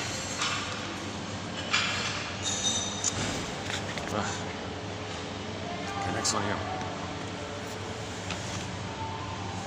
Let's do this. Okay, next one, number 2. Okay, that was number 1. All right, number 2. I like number 1. That's okay. I like that one. That has a kind of positive. I found this to be kind of positive quote here, number one. All right, number two. Neurosis is often linked with the false feeling of guilt. Some guy called it emotional. I don't like this phrase, emotional retardation, emotional novocaine. I'm not into these kind of too graphic kind of images. I don't know if they're helpful or not. So dysfunction is often linked with the false feeling of guilt. So hi. So let's be clear here. The false feeling of guilt. So we're not guilty, right? The baby thinks he's guilty. The baby assumes makes himself believe he's guilty wrongly post the trauma, as if the baby interprets the pain he's feeling as him having done something wrong, thereby being punished by the mother. So he did something wrong. Why is he being punished by the mother? He assumes that if he feels pain with the mother. So, plus, he wants to save the mother, fix the mother, cure the mother, which he cannot do. So he failed in the task to save his mother.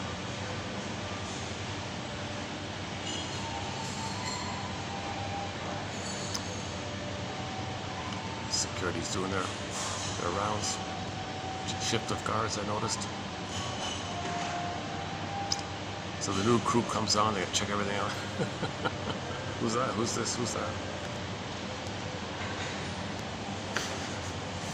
Okay, next one here. So in part of the healing journey is we have to allow ourselves the reality that we're allowed some modicum of happiness, some modicum of self-agency, some modicum of beingness.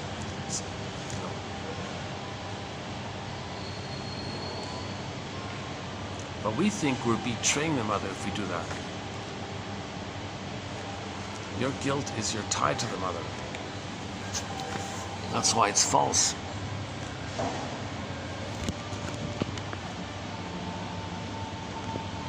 Well, in the beginning, as a baby, we get it, but later on, it's false. All right.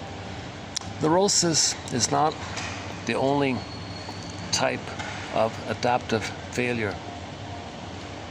Neurosis is not the only type of adaptive failure. It is the passive attitude.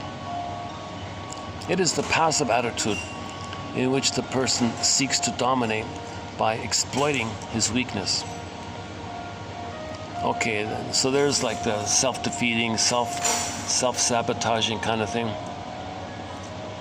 Without openly saying no to the demands of society, the neurotic just produces a false reason for his failure to cooperate. Yeah. So he doesn't want to admit that he's loyal to the mother, that he's whitewashing mother's lovelessness, that he's covering up for the mother's crime, that he libidinalized the pain with mother. He blames something else. So he'll blame smoking, drinking, alcoholism, delinquency. He'll blame that, but he won't blame the mother. He'll blame alcoholism, but he won't blame the mother. Right?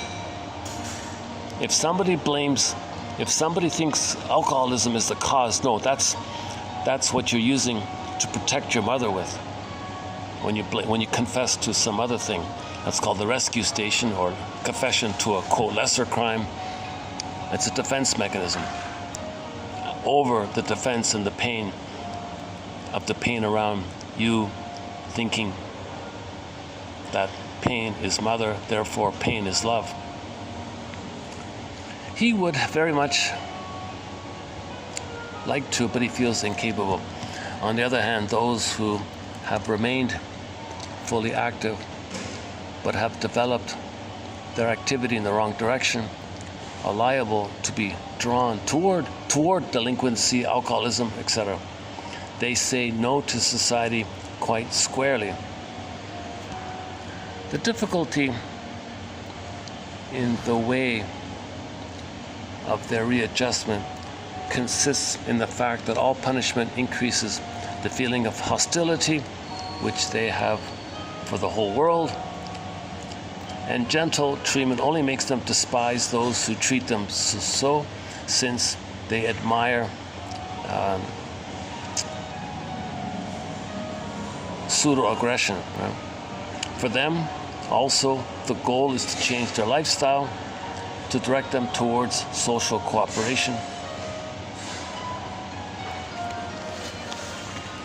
Yeah, I'll admit that one's a little... The first part of that quote was okay. The second half of that got a little unclear for me.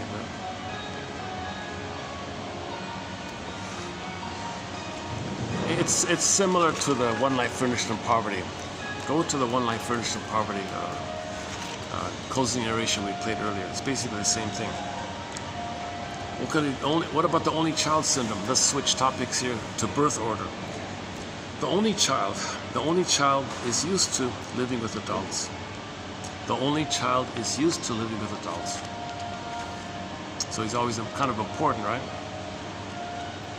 So he may try to play a role in life in order to retain his privileged place. If he doesn't learn to make a real effort, he will content himself by being unique, but in some inessential and useless way.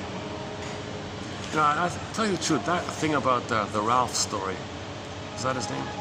In the room 222. There was a trivia buff, right? He was a massive historical trivia buff.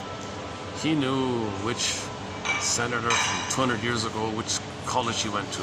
Some useless trivia like that. So he felt important. So I was thinking, I wonder if he was the only child. Maybe like that. So it's a reflection that he was important with the parents. So he had a special privileged kind of place. So he recreates that by being a specialist in something useless. Because that's childlike, right? It's useless. The trivia thing, it's useless. Yeah, so the Ralph guy in 222, room 222, that'd be like a childlike thing he was doing. Everyone avoided him, no one liked him. Everyone found him boring, tedious, like that.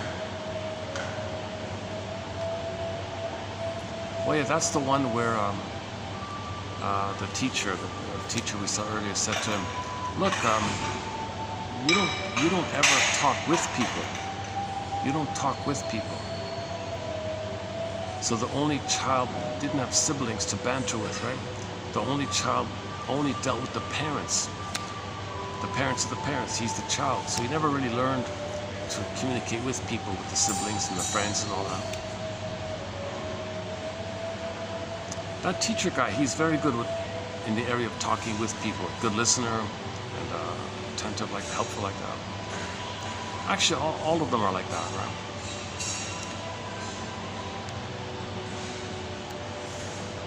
Right. Okay, next one. Well, that sounds familiar.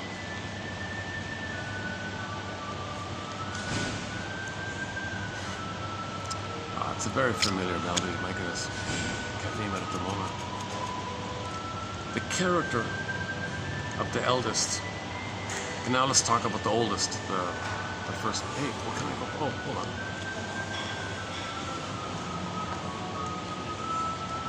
I think I can go back. Hold on a second. Yeah.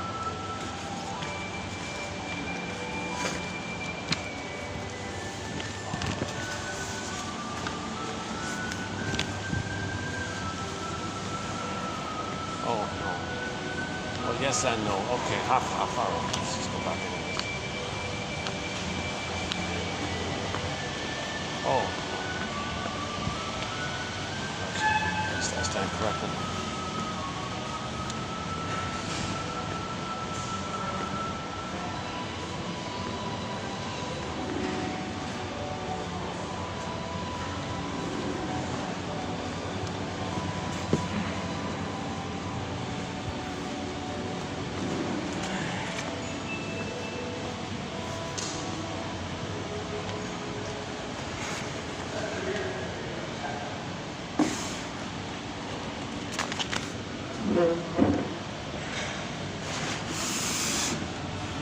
The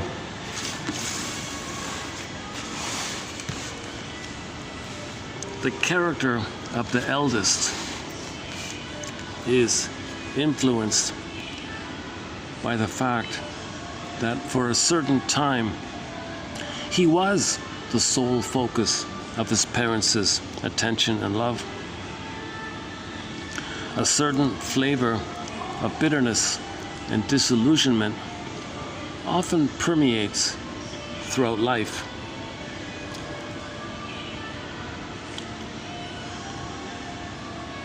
A certain flavor of bitterness and disillusionment often permeates throughout life. The attitude of eldest children throughout their life, huh? Hang on. Is this a typo? A certain flavor of bitterness and disillusionment often permeates throughout life in them. Okay, so their attitude. So the firstborn might be bitter and disillusioned when the second kid comes on. All right.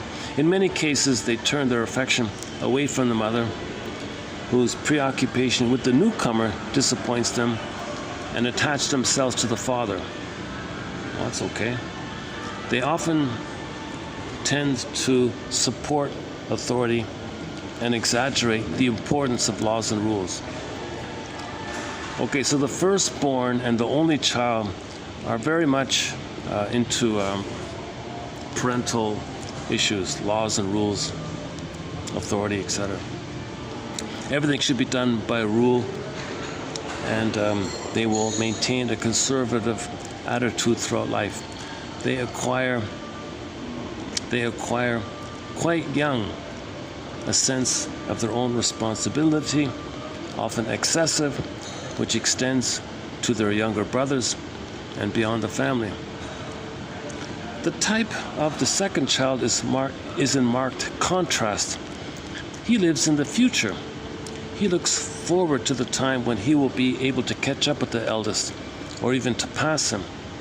If the eldest is the traditionalist, the second in the family is the revolutionary, the rebel, right? Okay, now the youngest child, on account of the principle of compensation, hopes to become the head of the family, particularly if he is crushed by the older children and deeply discouraged by this fact. Yeah, that's just one. I'm just throwing this in as one variation, one possibility.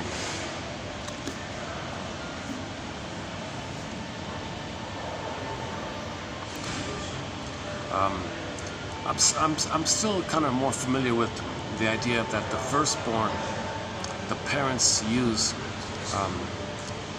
and support to see them be successful, to be a narcissistic extension for them. That if they're successful, then the parents feel mirrored. So the first kid, the parents have a lot of hope, a lot of support, a lot of attention. You can be a star. So he's the hero and a star like that. It doesn't work. Even if the kid is successful, it doesn't mean the parents were seen in the past in the nursery by their mother. The kid being a television star doesn't mean their mother looked into their eyes when they were in the nursery. It doesn't work.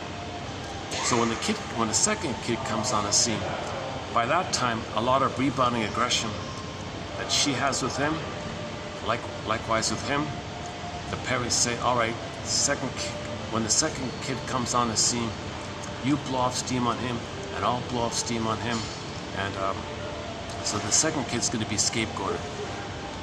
Traditionally, I think one variation is the second kid is scapegoated. The first kid is given star status, support.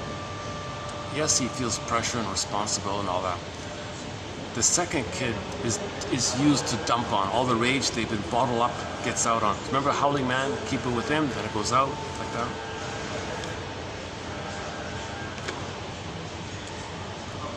In that version, the third one was ignored kind of thing. The fourth one was the clown, the mascot. That's the role they played. In this version here, the youngest one wants to beat the first one to compensate or something. The youngest usually has the most freedom because all the rage got buffered by the earlier children, they said.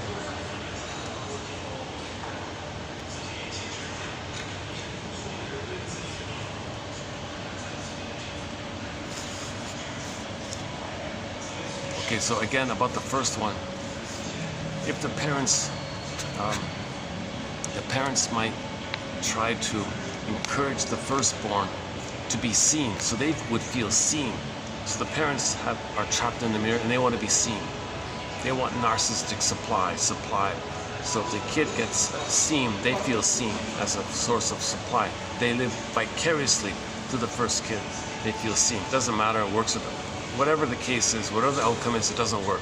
So by that time, when the second kid comes on, they're angry, they dump on the second kid, and they support the first kid, but dump on the second kid.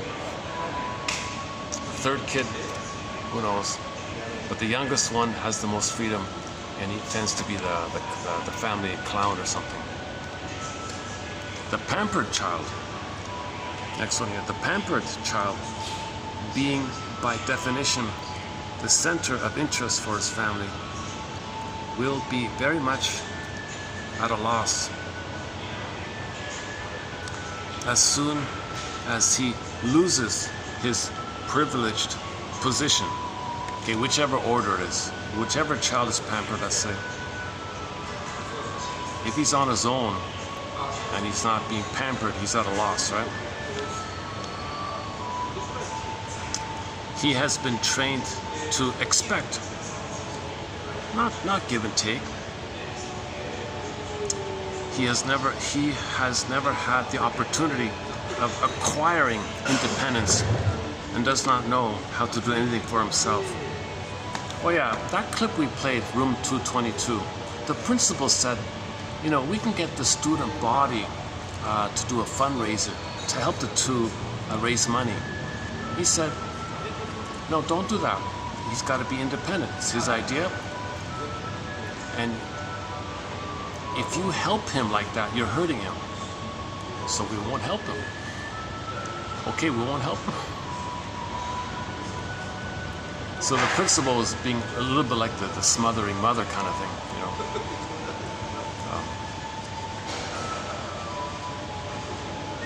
So the teacher said, no, this is they got to discover this on their own. And sure enough, those two young guys raised a massive amount of money to be able to buy TV time, right? Airtime on the TV.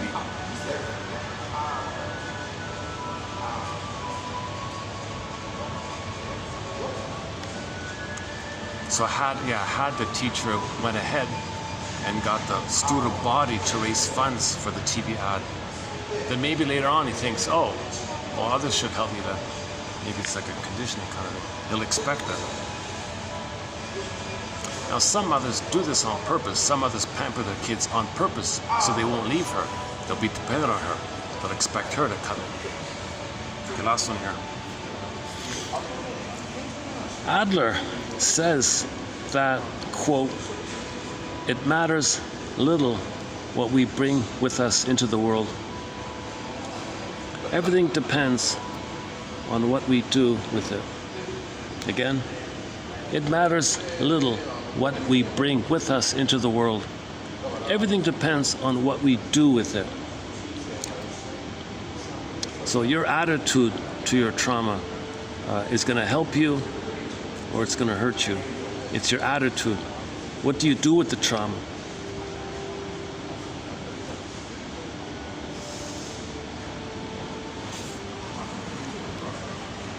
It's your life, right?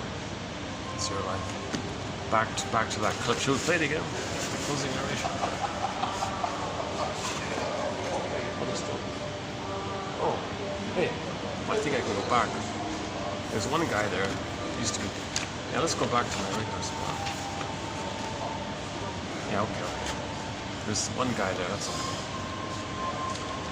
Give it a little more. I can play the audio. I can play the audio.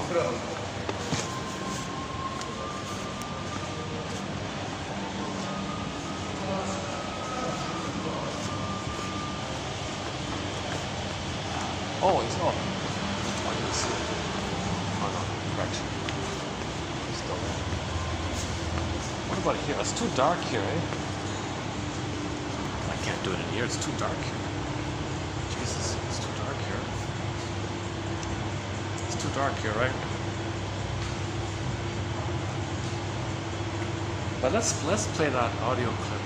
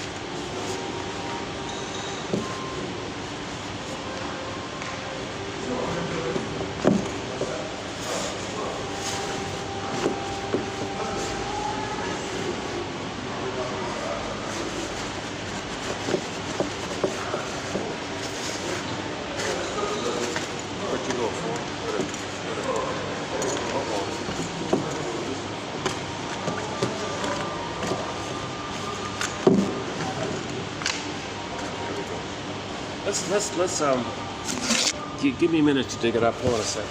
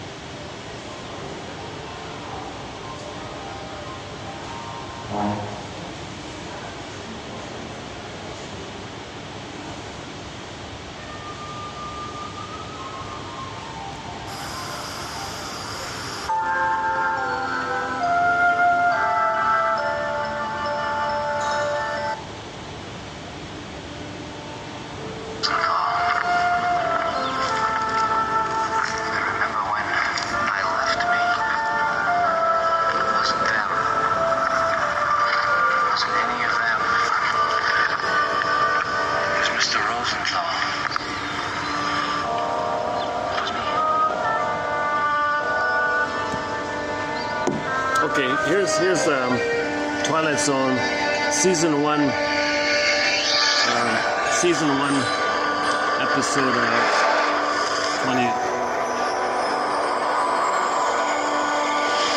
27. Okay, this one here.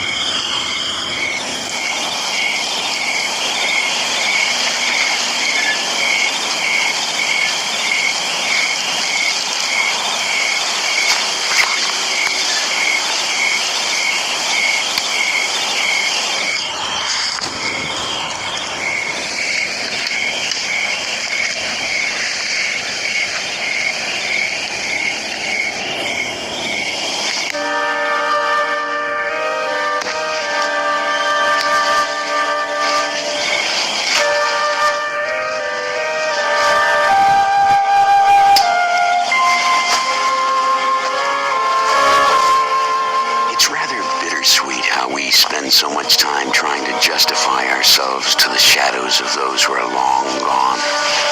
And even if they were alive, would they remember? Would they recall what they had said or done that made you spend the rest of your life proving yourself?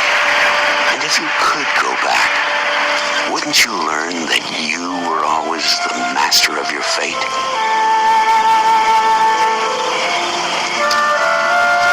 Where to, pal? The airport. Jack?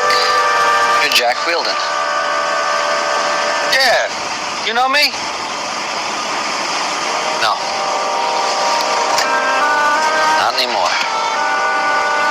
And if you learned that great truth, wouldn't it free you of a useless burden? Dead cargo from the Twilight Zone. See, we need a radical. He's talking about a radical, a deep, radical acceptance that the mother didn't love the baby. She was impaired, she was trapped in the mirror. So that'll free you, the truth will free you like that. Let's play the room 222 one. The Once Upon a Time one.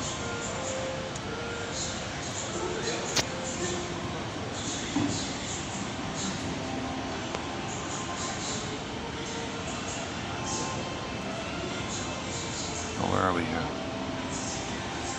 Once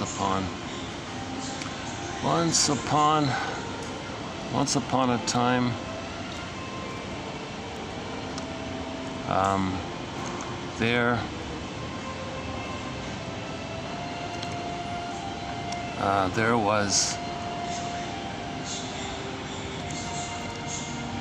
There was air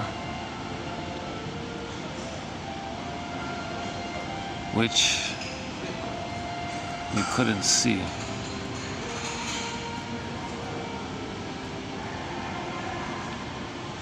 Get it? Did we get it? Yeah. No? Oh, hang on.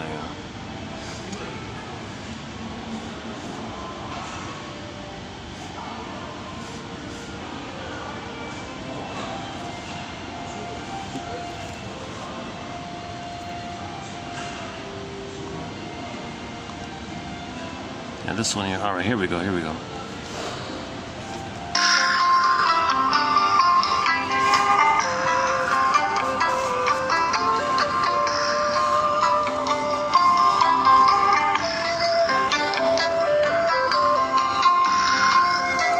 that going to be copyrighted?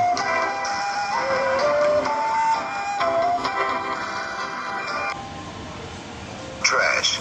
It makes your eyes burn. Go, Rich. Wait a minute, first let's show them what we got. Oh, yeah. Yeah. I did have a schedule. And we got $1.14 in 2 months. Yeah, we're saving episode D while we watch our show. We won't have no show if we stand around. Let's do it, Rich. You're on! I'm on the air to talk to you about air.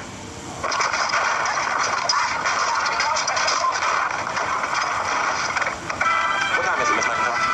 It is 2:29 and 30 seconds. Half a minute to go. You nervous? Oh, a little. Everything's gonna be just fine. Thanks, Jason.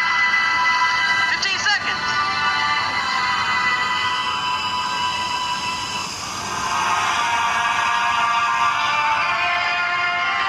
Here's to Richie and Jason, who are about to prove that anything can be accomplished if you want it badly enough. Cheers. This is it.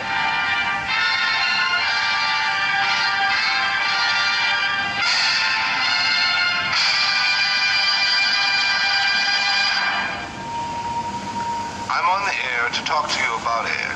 He's just so handsome. Air stinks. You know why air stinks? Because it has garbage in it. And garbage stinks. Not really this kind of garbage. This kind.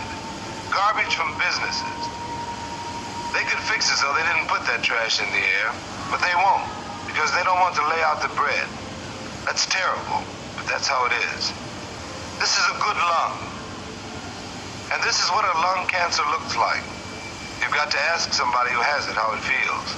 It don't feel good. Exhaust from cars makes more trash. It makes your eyes burn, but people cool it. They wipe their eyes, and then they forget about it till the next funky day. People with asthma and allergies can't forget it, and it gets worse for them all the time. That's how garbage is, dig? It never goes away. It just piles up and gets more terrible all the time.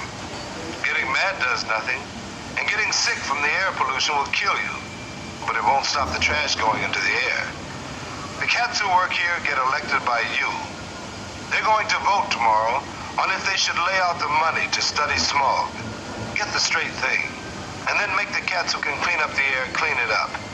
You have a man in the legislature. Get on the phone. Call him tomorrow morning before the vote. Call your man between 8 o'clock and 10 o'clock and lay it on him. Tell him to vote for spending the money. Like really, man, people are dying from smog.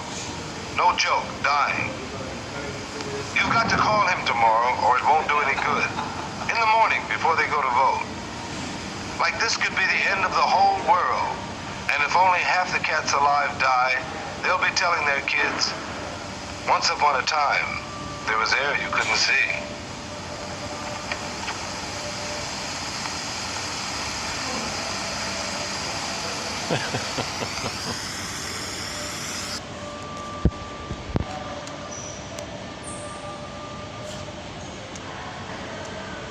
So yeah, I'm curious. This is a new thing we're doing here to play some clips off YouTube here. I can only do it if I get the Wi-Fi, hotel Wi-Fi. So maybe we'll try this out with other clips in the future. A little experiment here.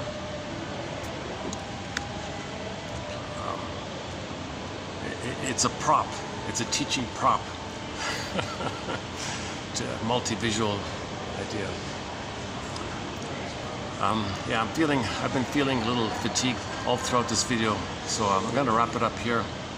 Can I close up with you? Yeah, let's step outside and I'll crank up a song. And we'll close up with a song here. Yeah, let's do that.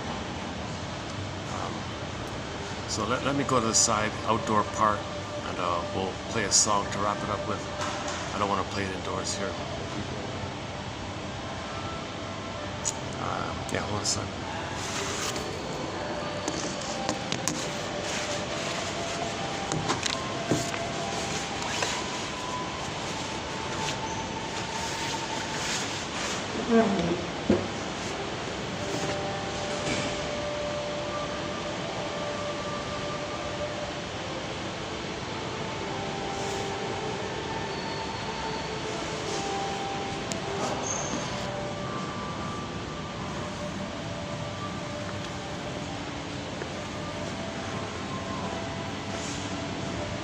What kind of love is this? Okay, why not? How about Street Heart? Okay, let's go. Let's try the backside. Let's try what kind of love is this? Okay, bye. Thanks.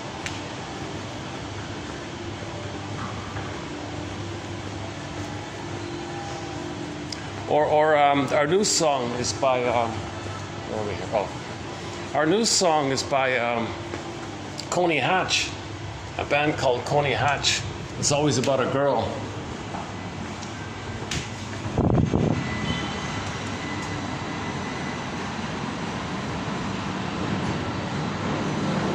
It's about a girl. Play that one. It's about attachment theory.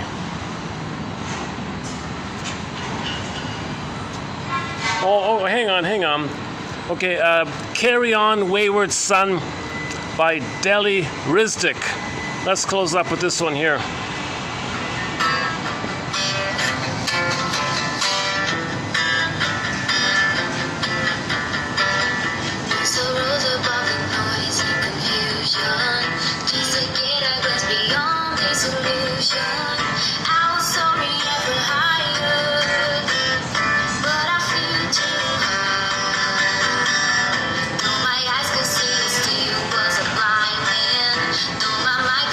Still was a